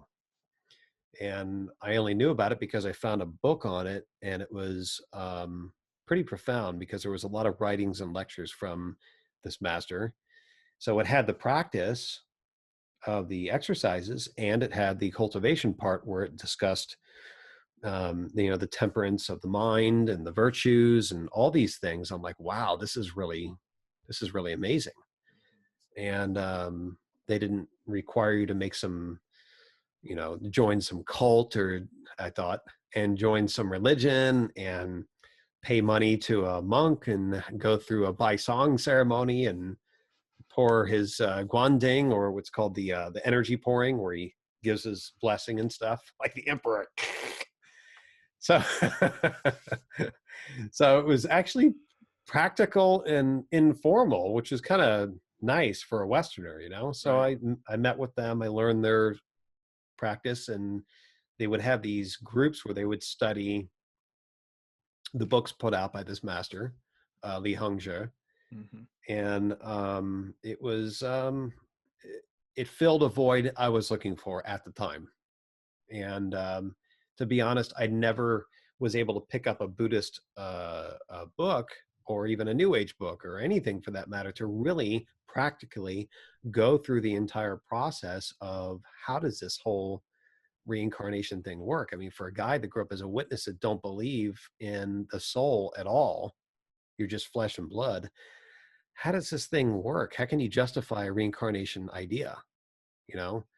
And I could probably pull out my board and kind of show it within the context, even though it's not true. Right. It is a full ethos on its explanation of its idea. So for those that don't want to hear it, just think of it like this. If you're going to be a Star Wars nerd and you want to know about the whole Star Wars universe, or if you're a Trekkie, then within the context of those worlds, you learn about that system and how it operates in that world. So look at it like that. Just look at it as like some kind of a foreign school or an idea. So, Right. so A Buddhism, delusion. Taoism, yeah, Buddhism, Taoism, and all pagan religions believe that you weren't born on Earth first. You fell here as a spirit being into a body. Mm-hmm. So this is earth. Okay. Okay, so scribble scrabble. And within the cosmic firmament, Can you move to your yeah, right a little? Yep. yep. Yep. Just to your right a little So bit. so within the cosmic firmament in Buddhism and Taoism, they both teach us that this is the entire cosmic firmament made up of not only the 5 elements, but other elements that are not seen with the human eye. Mm-hmm. And so if you took that, like if you have molecules that make up substances of the 5 elements, well, there's even smaller particles that can pass through between the molecular, and there's things that can pass through even there. And that's what they think what the other dimensions are made up of. Mm-hmm. So if something is made up of the substance on this level, it's actually more dense than the substances made up of the molecular level of the 5 elements. And if there's a substance made up of even smaller that can pass through this substance, then that's where they believe this is the most dense. And it goes further and further down until they call primordial water. And the primordial water within the Taoist concept, at least, is most closely related to the great Tao and the origin substance of all life. Right. Okay. So this is their version. At the beginning, there was only the Tao, or what the Buddhists call the Fa, the Great Law. And whether or not this was divine essence or created substance is a fight in different sects of these schools. Mm-hmm. But it was pure and virtuous. And within this realm, eventually it gave birth to different sentient beings with consciousness, sentience. And eventually these beings not only formed themselves into separate instantiations, which are already lower than the Tao itself, since that which is uh, pure transcends form. Anything that takes form is lesser, but still virtuous. So these sentient beings eventually formed selfishness. How within a perfect realm, we don't know. They don't say. But no longer being permitted to exist in such a pure realm, the other beings that did not fall formed the world of forms, the cosmic firmament, and a place for these beings to exist. And they existed as a new instantiation. We know that as a Tai Chi symbol or a Dai Chi symbol, yin yang. Yep. And why is that? Because they're not wholly pure anymore, but they're also not wholly sinful. Because the body made of the sinfulness is what fell down here, and their original sentience stays outside of the world of form. Mm-hmm. But because they're in the world of flux and change now, it is impossible for them to make it back there either on their own, and these beings will not come down here to help you. You must enlighten to what you must do. But once in the world of flux and change, you are prone to sin and passion. And so these beings fall again, while still being connected in this string of pearls to their original form or original existence, but cut off from previous existences. This is described also in Republic by Plato. Yep. Every life Same thing. and every single life that you have to drink the water from the goddess, I forgot her name, wipes your mind clean, and then you reincarnate again. So you fall until you get to what's called the 3 realms, and that's the earthly realm. No matter where you fall from, you end up here, like the sewer of the entire cosmic firmament, right? Mm-hmm. But because the whole universe is also going through flux and change, then eventually this universe will go through a process of, since it was created and it's going through flux and change, therefore eventually goes through stasis, degeneration, destruction, and then rebirth. The idea is to, as many beings as possible, for them to make it back out before it goes through destruction and rebirth. But who does this? Who is able to get out of that? Well, that's the argument amongst the Buddhist scholars and the Taoist scholars since the beginning of their religious ideas. Right. And if every being in this, and this is where the Chen sect gets it right, if everything within the realm of the cosmic firmament is going through flux and change, then anything that you learn from any being that's in the realm of flux and change also is affected by flux and change. Flux and change, exactly. So how can beings that are in the mud pit, also dirty, be able to take you and liberate you? You can't. Mm-hmm. So you come to that conclusion where you realize the only schools in the Eastern philosophies that believe that someone can come from outside the realm and teach the original Dharma are the ones influenced by Christianity. Right. Because there's no record of pre-Christian influence where they had an idea of a first cause. Where did the Tao come from? Who made the Tao? If the Tao was pure and formless, then who made it? And I could never get an answer. Right. It'd probably be a sort of Platonic eternality. Yes, Right. but it would have to have sentience. But to have sentience, Right. I'm not right. saying. No, yeah, exactly. Yeah, I'm not saying that the Logos or the Father or the Holy Spirit have to have form as we know it, Right. but they have to have personhood. Right. Exact. That is the key. And I would never get that answer. And realize this, what an impersonal, cold thing it is. You would think out of the compassion of the nature of the enlightened beings, they form another world where they should have been reassimilated, annihilated, nihilism. But they were so compassionate, they formed a new realm for them, like a prison. So they were the demiurge character in the Platonic ideas. Yep. And this is years ago, before I relearned some things about Platonic ideas through watching some of Jay Dyer's work and some other people that commented, and getting around the philosophy of the Orthodox Church, some Mm-hmm. Roman Catholicism pointing that out and so forth. But I didn't think of that. I spent so many years in this because the school that I learned, Falun Gong, was started by a master that says, well, he came from outside. Well, according to this entire ethos, everyone came originally from outside, right? Right. But he says that he's the one that gave birth to the Tao. Right. And so he's the great Fa King of everything. I said, I just wanted to learn martial arts Qigong. I'm out.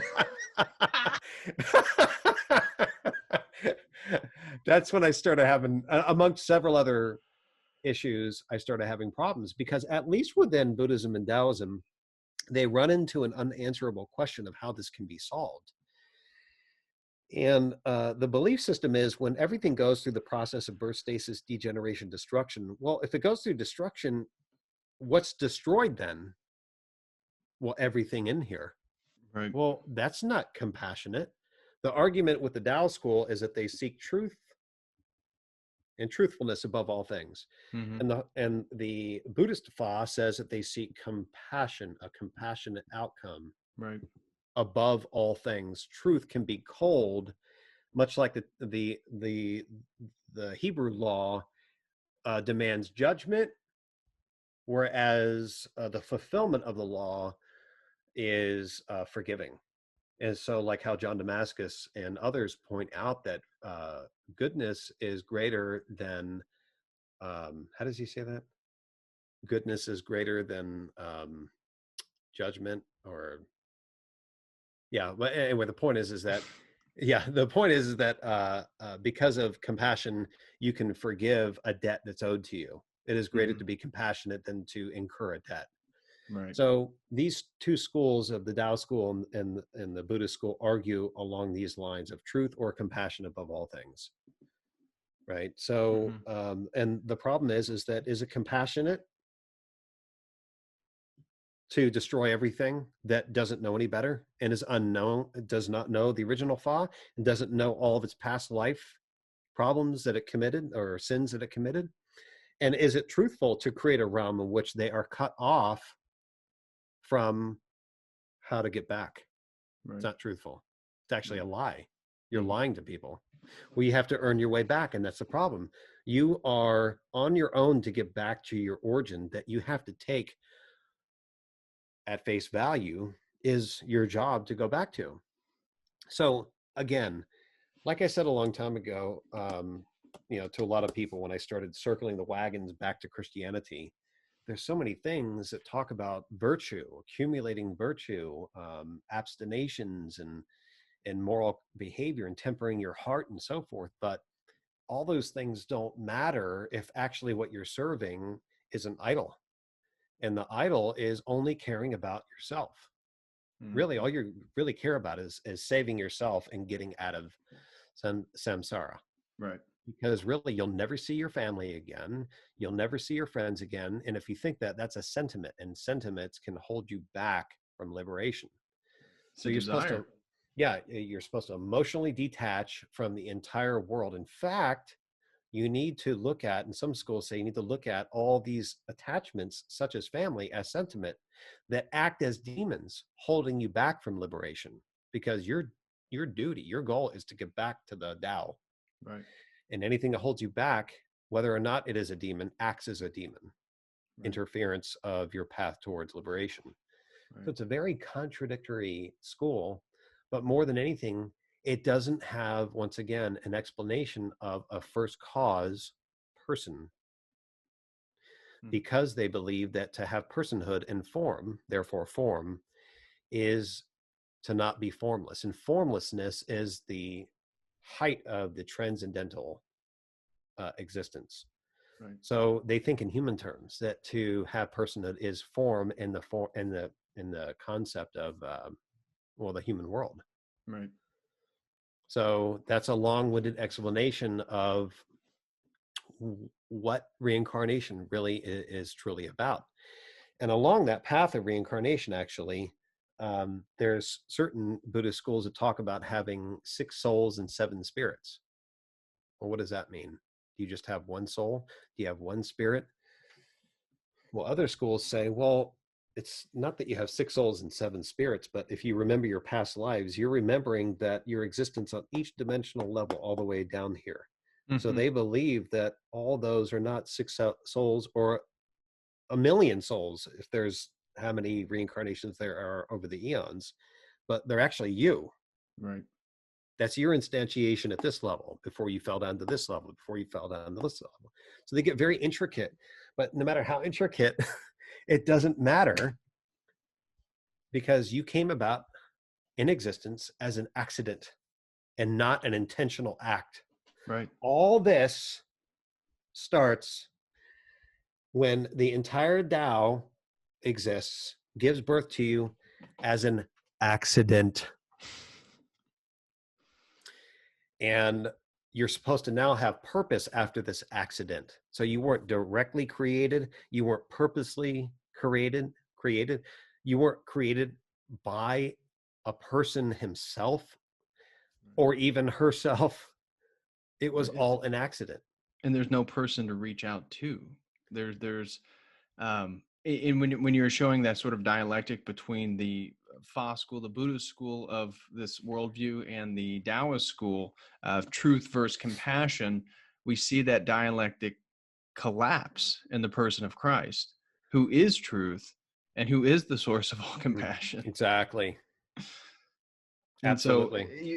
So, related to so much of what we said, personhood, and this is why the Orthodox Church is so emphatic about their ordo theology, right? Mm-hmm. And this is why I know this will step on people's toes and offend people, but this is why I'm Orthodox. This is why I'm so passionate about this religion and this worldview and this paradigm, because I believe it to be true, is you see the personhood, operations, essence as the correct order of theology within the Orthodox Church, and every other worldview is basically essence, operations, and person, if they get to personhood. As we're pointing out here, this never even really gets to personhood, other than the created forms that inhabit the 3 realms. But this is why Orthodoxy is so emphatic about it, because it is extremely unique in world religion, and it solves so many of these problems that the Greeks were butting their heads up against, and their pagan, uh, transmigration of souls they get from Pythagoras, Sure. who probably, got it from the Brahmins and Hinduism, and was exposed to all these different schools, and these ideas were mingling around the ancient world. And Orthodoxy solves so many of these things. And the Mhm. collapsing of dialectics, and Dyer does a great discussion of this stuff for people who are getting into it, and why the dialectical tensions of worldviews, of philosophy, of theology, it always goes unresolved. And Sure. so the revelation of the Trinity, that resolution comes in three. Yeah. Right, that God is three, because that's how you transcend dialectic. It's not one, it's not the monad, it's not the dual, it's three. Hmm. Hmm. Absolutely. And although I grew up as a Jehovah's Witness and it was a wrong theology, ordo theology, and Christology, they think Jesus was Michael the Archangel. And Michael the Archangel is the first created form, and then everything through him. Right. So even though that's not correct, they still study and practice the virtues, just as you would as a Buddhist. It's just that they're the Christian virtues, Right. love, joy, peace, long suffering, kindness, goodness, faith, mildness. Go through all those things, and that's good, But because they don't emphasize the doctrine of the fall in the same way. Now, the Jehovah's Witnesses do believe that you're going to be resurrected to a life on earth in paradise restored. Hmm. It's not exactly the same thing as Orthodoxy. However, you can see where they stole it from when they invented the religion, when Charles Russell and Rutherford invented Right. the religion. But the idea of the doctrine of the fall, I hadn't heard it presented in such a way until, like you said, Jay and others had brought it out. And then you go, well, it's just a YouTube guide. Let me go read it for myself. And you go read the Orthodox material and the Church Fathers, and you're like, wow, this makes sense. Now, the fall is mentioned in almost all forms of Christianity, but to put it in the context to answer why all this gobbledygook is like this in most parts of the world, because we all have human nature. Even the pagans have human nature. Even the atheists have human nature that is preserved from the fall. Our likeness to him is what's changed. So if your paradigm, going back to my whole idea of paradigms, is such that, well, if I let go of witnesses because I only acquired that postnatally and I found contradictions, and I abandoned this because I acquired this postnatally, then what exists that is not changeable, is not contradictory? And you can only do that through logic. Right. And logic comes from the word logos. Yeah. So unless you understand that the logos or truth or wisdom or any attribute is not a thing, it's a person, then you're not going to understand that it's not God that causes suffering. If God, why bad? Why does a baby have this? Why does a person act that way? Why do I go through this? Why do good people die young and old people, blah, blah, blah, blah, blah? Yeah. Well, this was an interesting explanation, past life karma and wrongdoing. However, it ran into a problem. The fall answers exactly what this was trying to say. It just moves the goalpost back. The fall happened. The pagans tried to change it from paradise, as in being something on earth, to an otherworldly realm. They stole it from the patriarchs, probably from the first patriarch, Adam. Right. Right. So if the fall occurred here, why wouldn't it occur on earth? It's no different. The only difference is that if it occurs on earth, it's not God punishing you. It's you being born into a realm of flux and change. And having free will, being made in the image of God. Exactly. That's the whole idea of the doctrine of the fall, is that he came down here. Say this is not all this gobbledygook, but say this is just the human realm cut off from God, and it's in a fallen state. So it was in paradise, and now it's in a fallen state, and in the eschaton it will be in, or the recapitulation will be restored. Well, then we're in a fallen state, and so it's hard for us to know him. So we're not going to earn our way back to him. Why? because that's natural theology. That's Platonic ideas. Exactly. You can't That's apathetically reason back to a transcendent being with materialistic. in a fallen world. Exactly. Yeah, you This is why can't. Jay hammers the Catholic theology. Well, the reason why it resonated with me is because, not that I practice Chen Buddhism, but I always respected their trolling of the whole Buddhist world. You're not going to reason back to God, so why try? In a fallen state, in a fallen Right. world. So he came one time, they believe, Sakyamuni came one time. Well, he actually didn't leave anything there except for you should go and pray and practice and do this. I mean, he never said he was going to come back and save people. He never said any of that stuff. Never claimed to be God. Yeah, so Never fulfilled prophecy like Christ. exactly. And the whole point is that Christ did enter the world. Why? Because man's actions, death entered the world.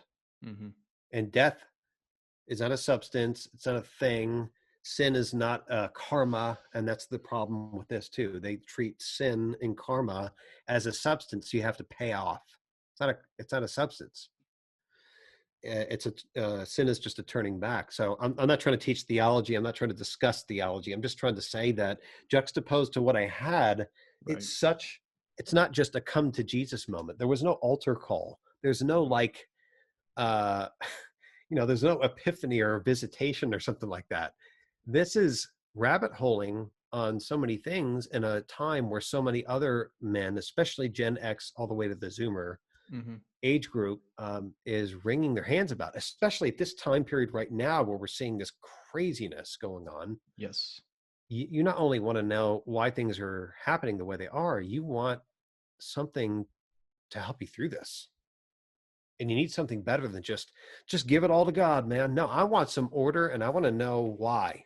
Why should I give myself to something before I waste my time again? And so it's almost like God allows us to fall.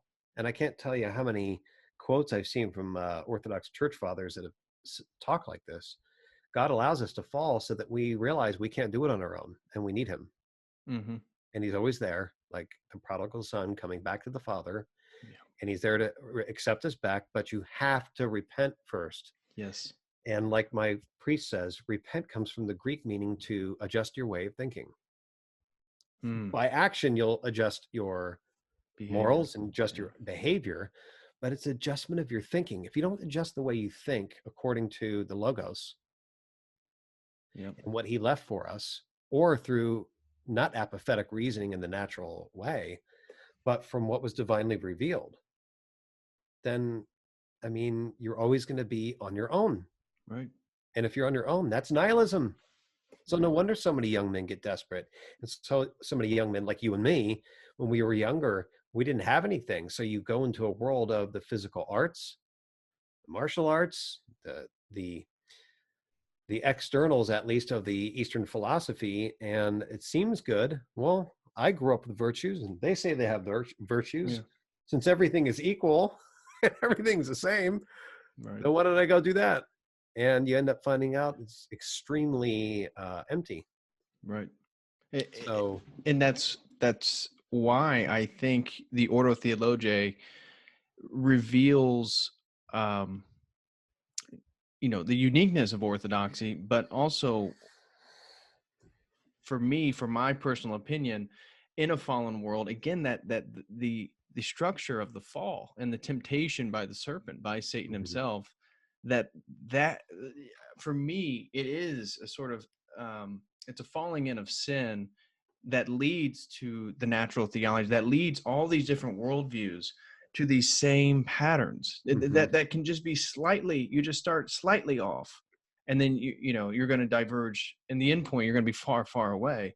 sure. And that's the point of it, that the evil one is always trying to get you to do these things. And I think it's no coincidence then we see a man becoming the head of the church in Catholicism with the structure of the papacy, and we see then them just moving straight into scholasticism and natural theology.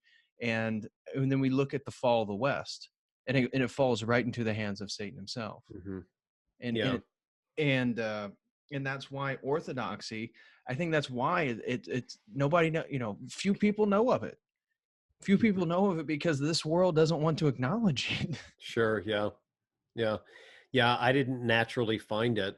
And it wasn't available when I decided that this whole Buddhist Eastern philosophy, Falun Gong, whatever else it was. I mean, at the time, Falun Gong was the most widely practiced form of Qigong in the world. I mean, at one time, there's like over 100 million people practicing it. It was very popular. By the time I got around it, it was illegal in China. But I mean, all those things don't matter to me. What mattered to me is that when I realized, there were false predictions of events going on, I'm like, oh, here we go. Here's the whole witness apocalypto thing again. I mean, there is such a thing in the Buddhist Dharma about the Dharma ending period, but that's not supposed to happen for another 40, 50,000 years or whatever, according to them. I didn't naturally find orthodoxy. My older brother, and my younger brother were both Catholics before. And at the time when I started looking, they had been disaffected by the problems in Rome, and not just in Rome, just Roman Catholicism in general. Right. And not that there's not problems in Orthodoxy. There's Right, problems there in are. Orthodoxy, but I'm not concerned with the ecclesiastical authority problems. That's always existed. The apostles used to fight amongst each other in front of Christ, who was the greatest among themselves. And Jesus rebuked them even then. That whoever's greatest among you will be least, and vice versa. So Right. it's like that was a forewarning for future times. I care about whether or not the theology makes sense, like all the gobbledygook on the dire board over there. Does it make sense? No, it doesn't make sense. Then what does make sense? What's non-contradicting? What doesn't violate the law of non-contradiction? Mm-hmm. Because so I actually just stumbled across Jay and some other people. My younger brother, about almost 4 years ago, he was a Thomist. He was very serious. He wanted to become a priest, if not just a monk. And by the time he left, but I was looking for something to raise my kids around and to re-enter a church life, Mm-hmm. what we would call liturgical life. He says, go check out Eastern Orthodoxy. I'm like, what the heck is that? I'm surprised a Thomas would say that. Yeah, I know. Well, he from the point of view that he had, it was a valid sacrament. That's all he cared about. Right. He even advocated maybe visiting the Byzantine Catholic Church.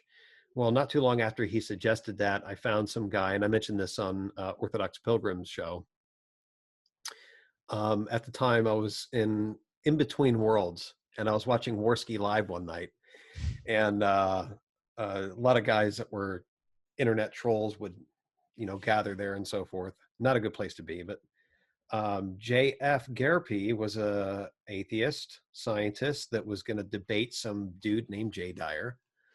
It was going to be theism versus atheism, and I'm like, who the heck is this guy? I just want to see an atheist, even though I like JF at the time, get destroyed, right? I wanted to see him get crushed. Right. So this guy comes on and utterly annihilates JF. I mean, from what I saw, Right. he not only annihilated him, he annihilated his ability to argue based off of the paradigmatic argument. Right. He couldn't account for the laws of logic themselves. Yeah. So I'm like, self-justification and paradigm. I'm like, who the hell is this guy? So come to find out, he has a lot of similar interest in, politics and, esotericism and things like that. But seeing his analysis on Plato's Republic, on Aristotle, I'm like, wow. And then I discovered his breakdown on the church fathers and the theology and Christology of the Orthodox Church. I'm like, why aren't more people doing this? This just makes all the sense in the world. And the proper Christology makes the most sense because of the fall, the doctrine of the fall. Mm-hmm. And then if you're going to go and get sacraments, are you getting creative effects? Right. And that was a huge thing for me. In fact, after I learned all this stuff, I go back to my brother, who's still considered himself a Thomist, but really called himself an Aristotelian, right? Uh-huh. But then he would still argue with me and debate on certain things regarding Thomism. And so I would present all this stuff. What about this? What about this? And it was about 6 months ago, last summer. I'll never forget. It was a hot day. We were working. He works for me. And I presented all these arguments. He said he just realized, and it was like an epiphany moment. He realized how created substances and being hosted by angels can't be the same thing as what the original church taught, since Christ would then also be not fully divine. Right. And why that was being argued by Thomas was because of a dedication to a Gnostic tradition going back to Plato and Aristotle. Right. And he says it in his own writings and so forth. So I'm not going to claim to know everything about Aristotle or Thomas, but I will say that I only need to know whether or not he's saying that we get substantial grace in the sacraments, or you get actual grace. And if you get something substantial that's called created, I don't have to be a theologian to understand that that's not what was talked about for at least the first 1,000 years. You get actual grace in the sacraments. Mm-hmm. Well, if the same reason that applied to the sacraments, that you don't get created effects because Christ is fully in the sacraments, then if you say that that's not the case and you get something substantial or created, then why? Well, because of absolute divine simplicity. Right. Which then goes back to natural theology and all this stuff. Well, I asked the question, well, if all the theophanies were created effects, and who was Jesus then? And my brother goes, it's exactly what I asked my mentor and my priest, and they never gave me a good answer. And what is it? Ed Fesser, the Thomist, the foremost Thomist, he emailed him a couple times. He never got a good answer either. I think I got his name right. And so when I discussed it with him further and further, he's like, well, that's what I could never understand. Was Jesus actually, because of divine simplicity, not being able to enter time and space? So when I got that answer, I'm like, wow, yeah, this is the correct theology, correct Christology. Yeah. So it was the answers I was looking for that didn't contradict themselves, no matter what certain internet personalities say. I won't bring up their names. And and all the years going through this stuff, right, it wasn't all bad, but it didn't lead me to the place that I wanted to get to. So, right, and for me, my kind of providential encountering with Orthodoxy, I taught world religions at the University of Illinois, and when you teach Christianity, it's mostly Western, like Eastern Orthodoxy is basically a page, and you're just, and you don't even go into the theological differences or the history of the councils. It's just, oh, well, they do this, and here, they do a little bit different, and these are the nations that identify as Orthodox, and this is the date of the schism, and like mentioning the Byzantine Empire as if it was a blip on the radar. Exactly. and that's how, and all the world religious textbooks, that's how they talk about Christianity. Yeah. And it wasn't until my first semester doing my doctorate, I was big into the psychedelic gospels, this whole theory about psychedelic mushrooms, and really Cathars, a sort of Gnostic heresy that entered in a particular historical period, and then all the frescoes that represented these mushrooms. And I was thinking, oh, well, given another book that I had read regarding the Slavic pagan culture and Slavic languages and their affinity towards mushrooms, I bet I could find this stuff in Eastern Orthodoxy. Didn't know anything about so I took a class, and of course the class was the history of the theology. Mm-hmm. And then I was forced to read all this stuff, and I was encountering, I could read philosophy and stuff, but encountering this theology as an outsider, as a non-believer, it was dense. It was really dense, and it was difficult. And I'm reading all of it, and I came across Jay Dyer towards the end of that semester once I started trying to learn about the logos-logoi distinction. And that's the first video I watched of his talking about St. Maximus the Confessor and the distinctions between the logos-logoi. Absolutely. And then that led into numbers, how numbers prove God. And then that was my entryway into Dyer stuff, was the theology. And then I got into all his debates and stuff like that later. But once I started to, because through that semester, even on my own, I would never identify as a Christian throughout that semester. But the idea of this logos thing, oh, wow, look, this is the Greeks were talking about this logos. Oh, I didn't realize, it's like I knew because I had studied Greek during my master's degree at the University of Illinois. I knew an arche in ho logos. I didn't know the weight that idea carried throughout the history of philosophy, even though Hmm. I was studying Greek, Koine Greek, and translating, New Testament stuff. Wow. Wasn't until I found, the gravitas of that idea, and then saying, oh, okay, well, imagine that literally is who incarnated as Jesus Christ. Hmm. And it's like, oh, okay, well, that's really interesting. This is connecting dots for me. But I'm not Christian. This is just this is an interesting worldview. If I was religious, I definitely worship this idea of the logos. That's Yeah. pretty good stuff. And then, like I said, getting into logos, logoid distinction. It's like, well, this is really interesting. I'm going to read more. And so then you start reading the church fathers. You start reading, and pretty soon I just had an insatiable appetite for all things Eastern Orthodoxy, just Sure. learning about it, constructing the worldview, because I realized I never had a coherent worldview. Hmm. It sounds like your experience within Falun Gong, you had put together sort of a worldview, and then realized that eventually it wasn't totally coherent. Yeah. For But me, it was a system. right, Yeah. And for me, so, I didn't think I had ever gone all the way through a paradigm and mhm, really putting all that together and then living inside that paradigm, because I've been studying world religions. I traveled to East Asia. I'm familiar with the culture, I was speaking the language, but then, oh, well, actually, I'm into Gnosticism now. So my master's sure. degree was looking at Gnosticism, early Christianity, shamanism. Oh, well, I like all these different world. Well, now I'm going to study people who are spiritual, not religious, like myself. That's what was Yeah. eventually what I was going to do with my doctorate. So it was just this continually evolving sort of paradigm where I thought I was on the leading edge, especially with the psychedelic experiences. Sure. Um, and it was just it was just false egoism. It was hubris. It was all these things. And eventually I realized that, wow, I have never actually had a coherent constructed worldview.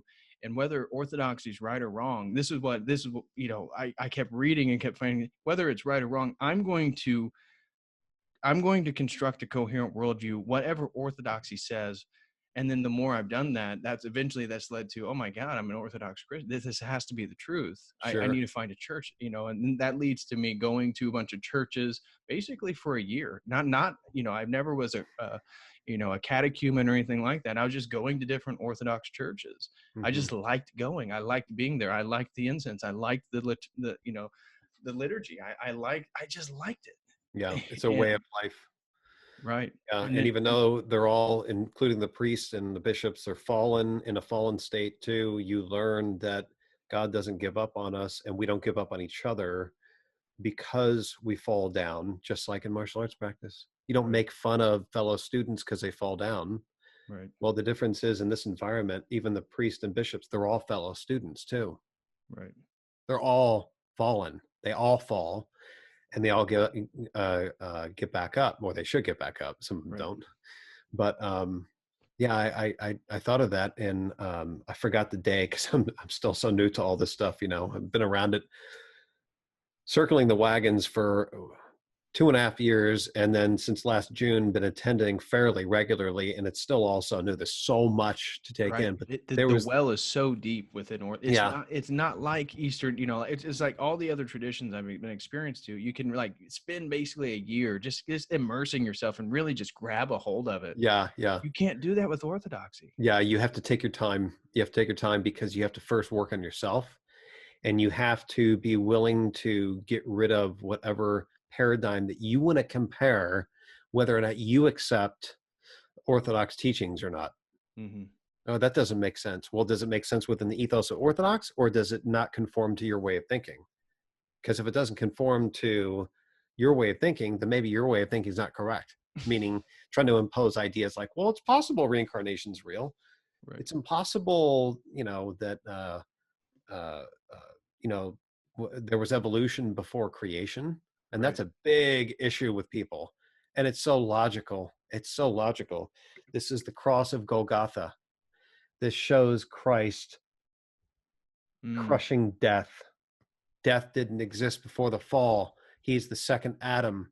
He referred to Adam as being real. He destroyed what Adam did. Because of Adam, he introduced death into the world. If death didn't exist before Adam, you can't have evolution before Adam. right. Duh. You don't have to argue about whether or not the church teaches it, whether or not it's historic 6,000 or 7,500 years ago or 100,000. I don't care if it's 50 trillion years ago. The fact of the matter is, this is the entire theology of the church, guys.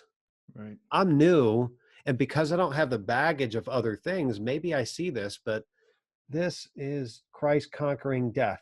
No death before the fall. You can't have evolution before Adam falling, because in order to have evolution, you have to have death of species transitioning.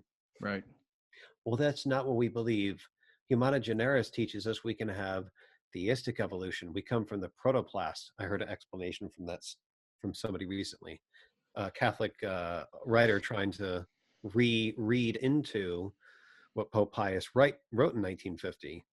Well, my refutation was that's the exact wording that was rejected at the Seventh Council, if I remember right. Right. The protoplast is something that is word for word from Plato. Yeah. That's what I was going to That's say. Well, he got it from reinventing. the. Go ahead. I didn't mean to cut you I off. was just going to say that's reinventing what theistic evolution is. Theistic evolution is monkeys and apes died and evolved and eventually came.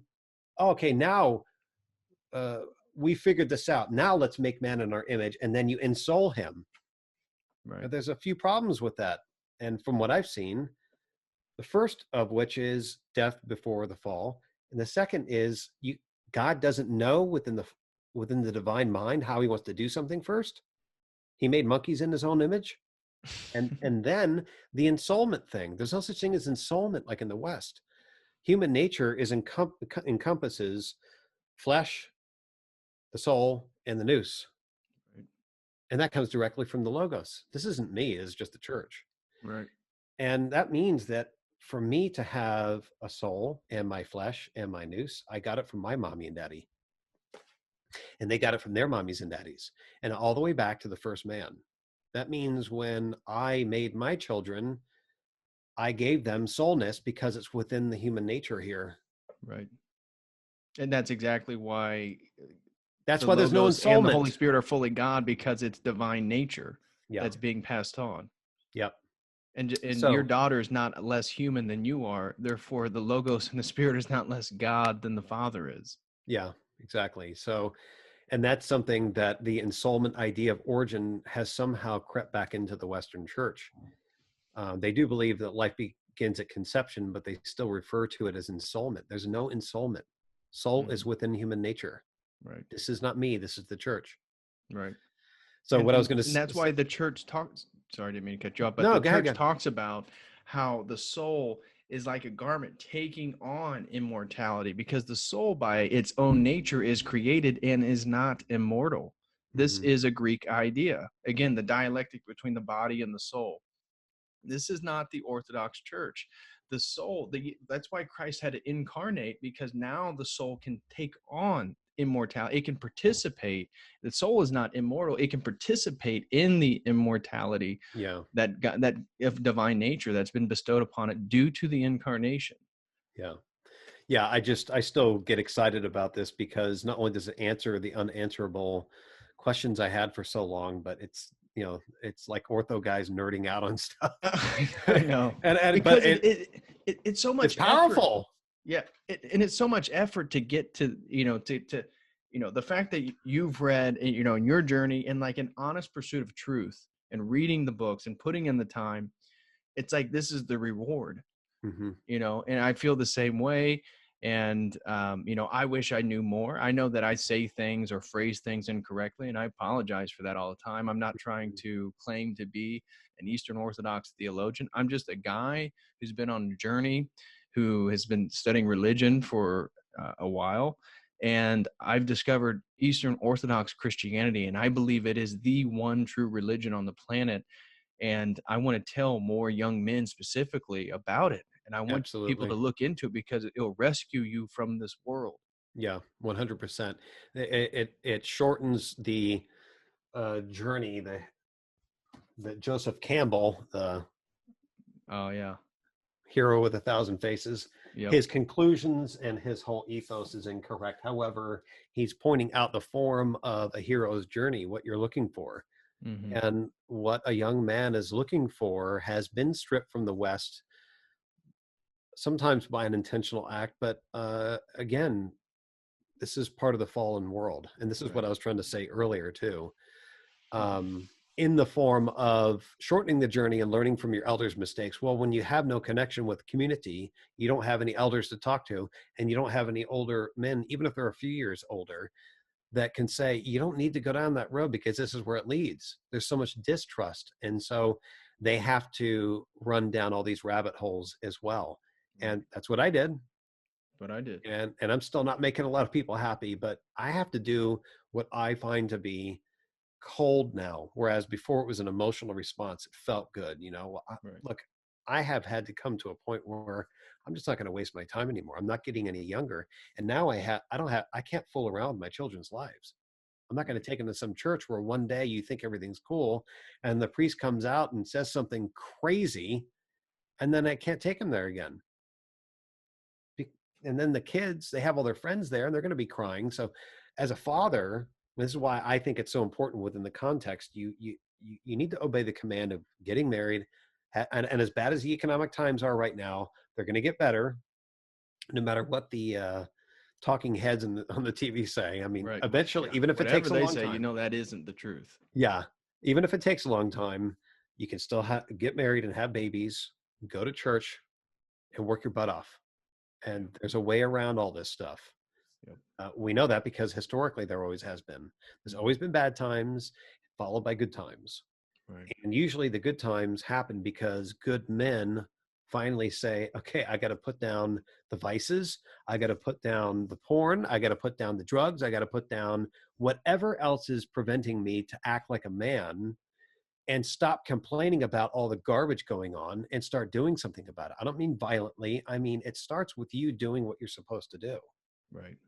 Get married, have babies, go to church and work your butt off. I know it sounds simplistic and low IQ, but within each of those categories, I mean, as a daddy and as a husband and as a churchgoer and as a guy that owns his own business, that's everything, man. I mean, Right. you don't have any time left for yourself. Justin comes to the back of the bus. Right. And then once everything else and everybody else is taken care of, well, that's a form of martyrdom. Mhm. Right. And it's I want abandoning to of pick up self. right there. I want to pick up right there because that is a sort of, I'm not trying to be Jungian. I'm not trying to reduce this to psychology or anything, but that is an archetype of Christ and masculinity being the putting responsibility on your back, Yep. carrying your own cross. And what can be more responsible? What can be more of a burden than dying for the sins of the world? And Mm-hmm. therefore, a man doing exactly what you're doing for a sort of martyrdom, right? That an actual living your life as an actual man gives you meaning, gives you power, and it actually brings you closer to Christ if you're doing it in the right way. And Absolutely. being an Orthodox Christian is not easy. Exactly, like just like you're talking about how you have to It's give up intense. everything. It is Yeah. not easy. It's nothing about this is I've talked with atheists and friends like, oh, now you're a Christian. Oh, okay. It must be easy to have a worldview that has all the answers. It's like there is nothing like you can you can't do. That's why you're living the life you're living, Yeah. because you can't do this. Yeah. You don't have the fortitude and the backbone to actually look at life in its face and try to figure out what's going on here. Absolutely. Yeah, I think one of the things, and I'm sure you want to wrap it up soon, but I think one of the things that is constantly thrown in the face of everybody now by the media, but especially in Western media, in front of Western men, is the race issue, the ethnic issue, the national issue, and all those things. Those are only accidentals to the human realm in a fallen state. I mean, what race was Adam and Eve? What race will we be in the eschaton? Right. And so these are things that are only attachments to distract you from the truth of the matter. And the truth of the matter is we all share human nature. I'm not talking about kumbaya, get together, we're all the same, or we're all equal. What I'm saying is that we are all made of human nature back to our first parents and him from the Logos. Right. We have the same attributes. We have the same capacities, unless something's physically or mentally wrong with you. Right. We have all those things in common. What we don't have is what is postnatally acquired. Mm-hmm. And if you don't grow up in a society where men and women have acted responsibly to pass on to their children a way of life that imitates Christ, you're going to have problems. Right. And that's part of, you don't have to be an Orthodox to realize that. Right. We found Orthodoxy because we realized that.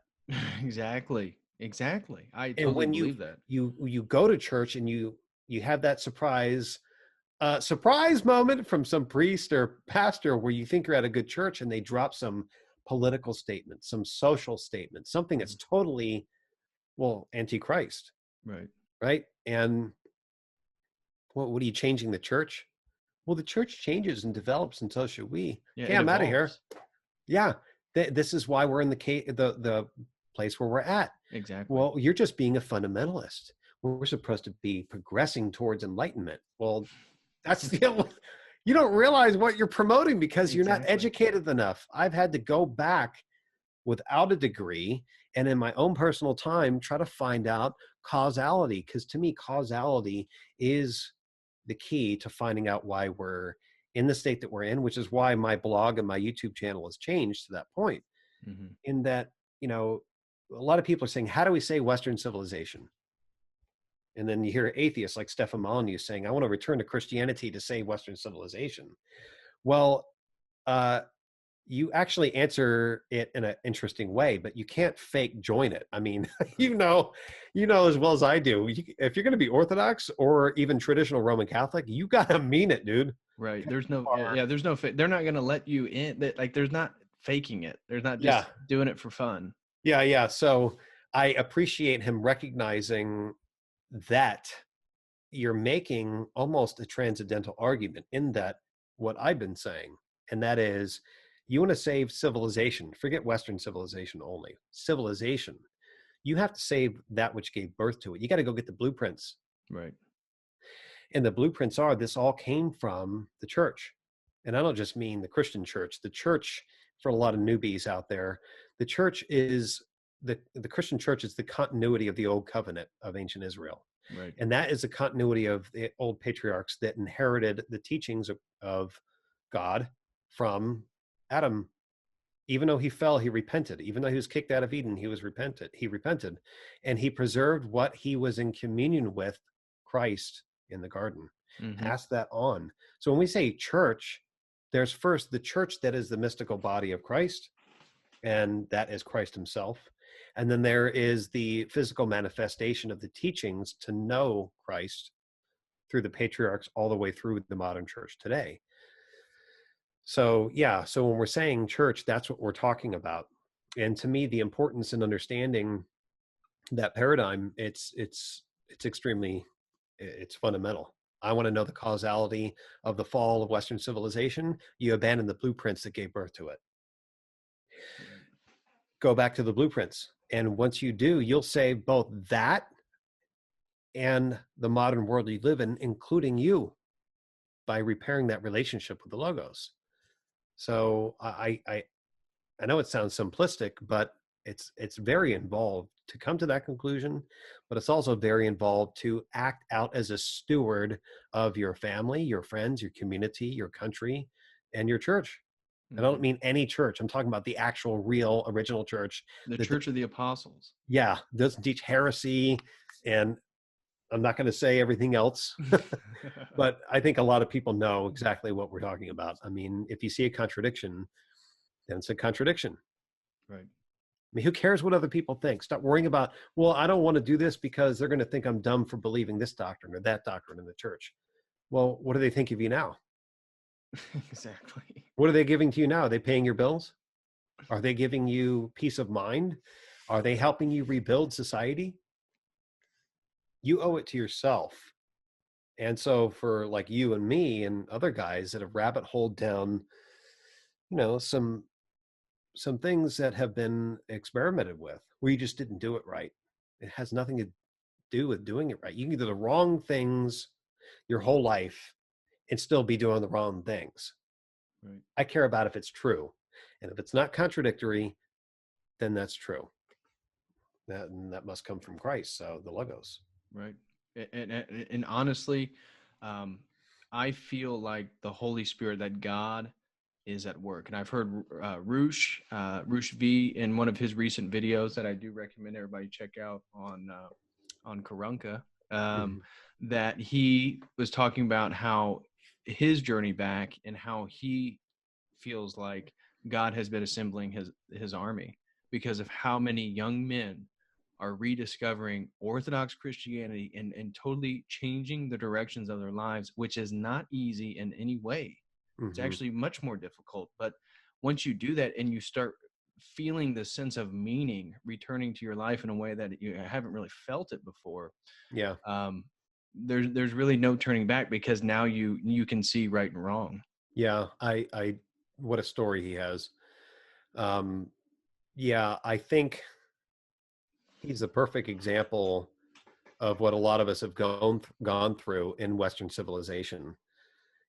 Just like the prodigal son, you've experienced all the vice, all the chicks, man, all the drugs, all the Right. this, all the that, and you're still empty. And you either become more addicted or you just step back like a lot of us did, and you're like, this cannot be it. Because if it is, then why not just give in to the globalists? Right. Give in to the global new world, whatever. Why? Why not? I mean, why not do story time at the library with you know who? Why not? I mean, what are you complaining about? And this is the problem that I see with so many young men. They complain about attacking marriage. Well, are you married? I mean, not you. I'm just saying Right. in Right. Right. general. Well, then, if you're not married and you're not protecting the idea of marriage, then what do you care what these people do? Well, what about the Second Amendment? Well, do you have a gun? Well, no. Well, then what do you, in order to protect these principles against those that are attacking them, you first need to be demonstrating them and living them. Right. So when you hear atheists like J.F. Garpy, like Stefan Molyneux, saying young men need to become Christian to save Western civilization, when I have children and I get married, I'm going to take in the church, even though I'm an atheist. Well, first, it'd be nice if you actually went, but how can you ask people to go out there and join something and defend something that you're not also part of in defending? Right. You recognize it's the source of our civilization, but you are doing nothing. So you're part of the problem. You're a bystander, you're an observer. Right. So anything that you're going to advocate to protect, you need to actually act out. If you're going to protect marriage, work towards it.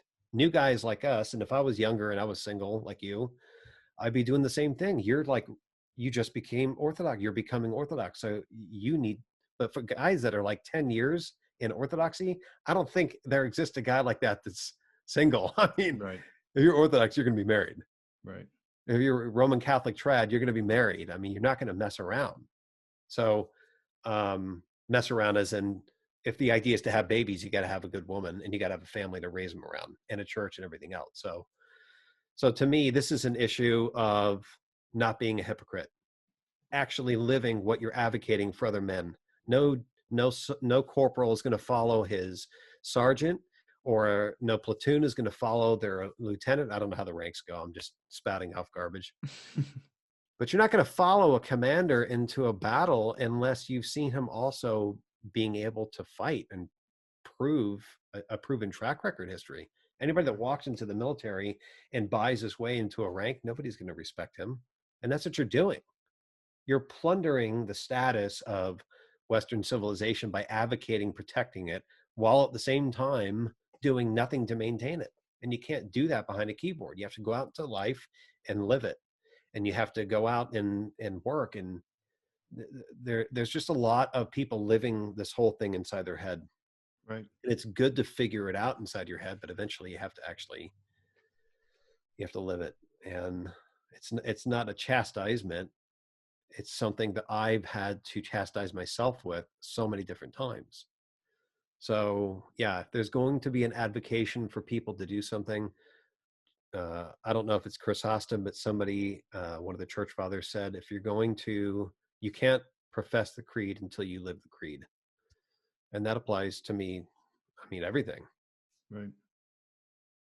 Well, I think that's a perfect way to end our discussion. Probably. Justin, what's the best way individuals can reach you or get a hold of you or get in contact with some of your work right now? Yeah, just go to my blog and there's a connection there for, you can connect through my Twitter account. You can connect What is through your Twitter direct account? message. What's your handle? Handle should be Why We Fight 2020. And you can direct message me there, or you could just see my content. I like posting certain things. Or my blog, which is whywefight.info. And yeah, I mean, if somebody wanted to email me and discuss things, they can, but through that way. But also my YouTube channel is Why We Fight 2020, or I'm sorry, Why We Fight with Justin Stamm. Mm-hmm. And on there, I have some interviews I did with some, well, mobsters from the past and gangsters. And there's a reason, you can go check it out, reason why I had that on there. But that comes from the geopolitical analysis of why we're at where we're at, and cultural Right. creation from intelligence agencies and organized crime and how that occurred. And Which that is kind of leads us to where we're at right now. exactly. And that's what I was going to say. It's extremely important given our global house arrest that we're on right now. That we more young people need to become more privy to the things that have led to this present moment. This didn't come out of nowhere. Causality. Yep. Yep, 100%. All right, brother. Well, thank you so much. This was a really incredible conversation. I bet this is really going to help a lot of young guys that have probably, some of them, I'm sure, went down this wormhole themselves. Many of them have probably already found orthodoxy, but our discussion will help them, reassure them, if anything, that they're on the right path. So thank you again for the combo. I think it's really going to be beneficial to a lot of people. And thanks for doing your work, man. It's been part of my journey as well, and it's an honor to be on your show. Thanks. Oh, the honor's mine.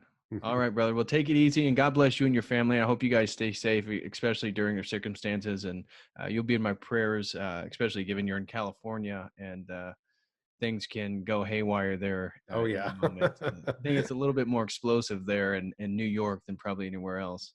Yeah, thanks. And we'll pray for you. And guys, Patrick just went through a tornado warning, so keep your prayers for him tonight as well. Appreciate you, man. I appreciate it. Thank you, guys. And as always, I appreciate all the love and support. Please like, share, and subscribe. And until next time, as always, God bless.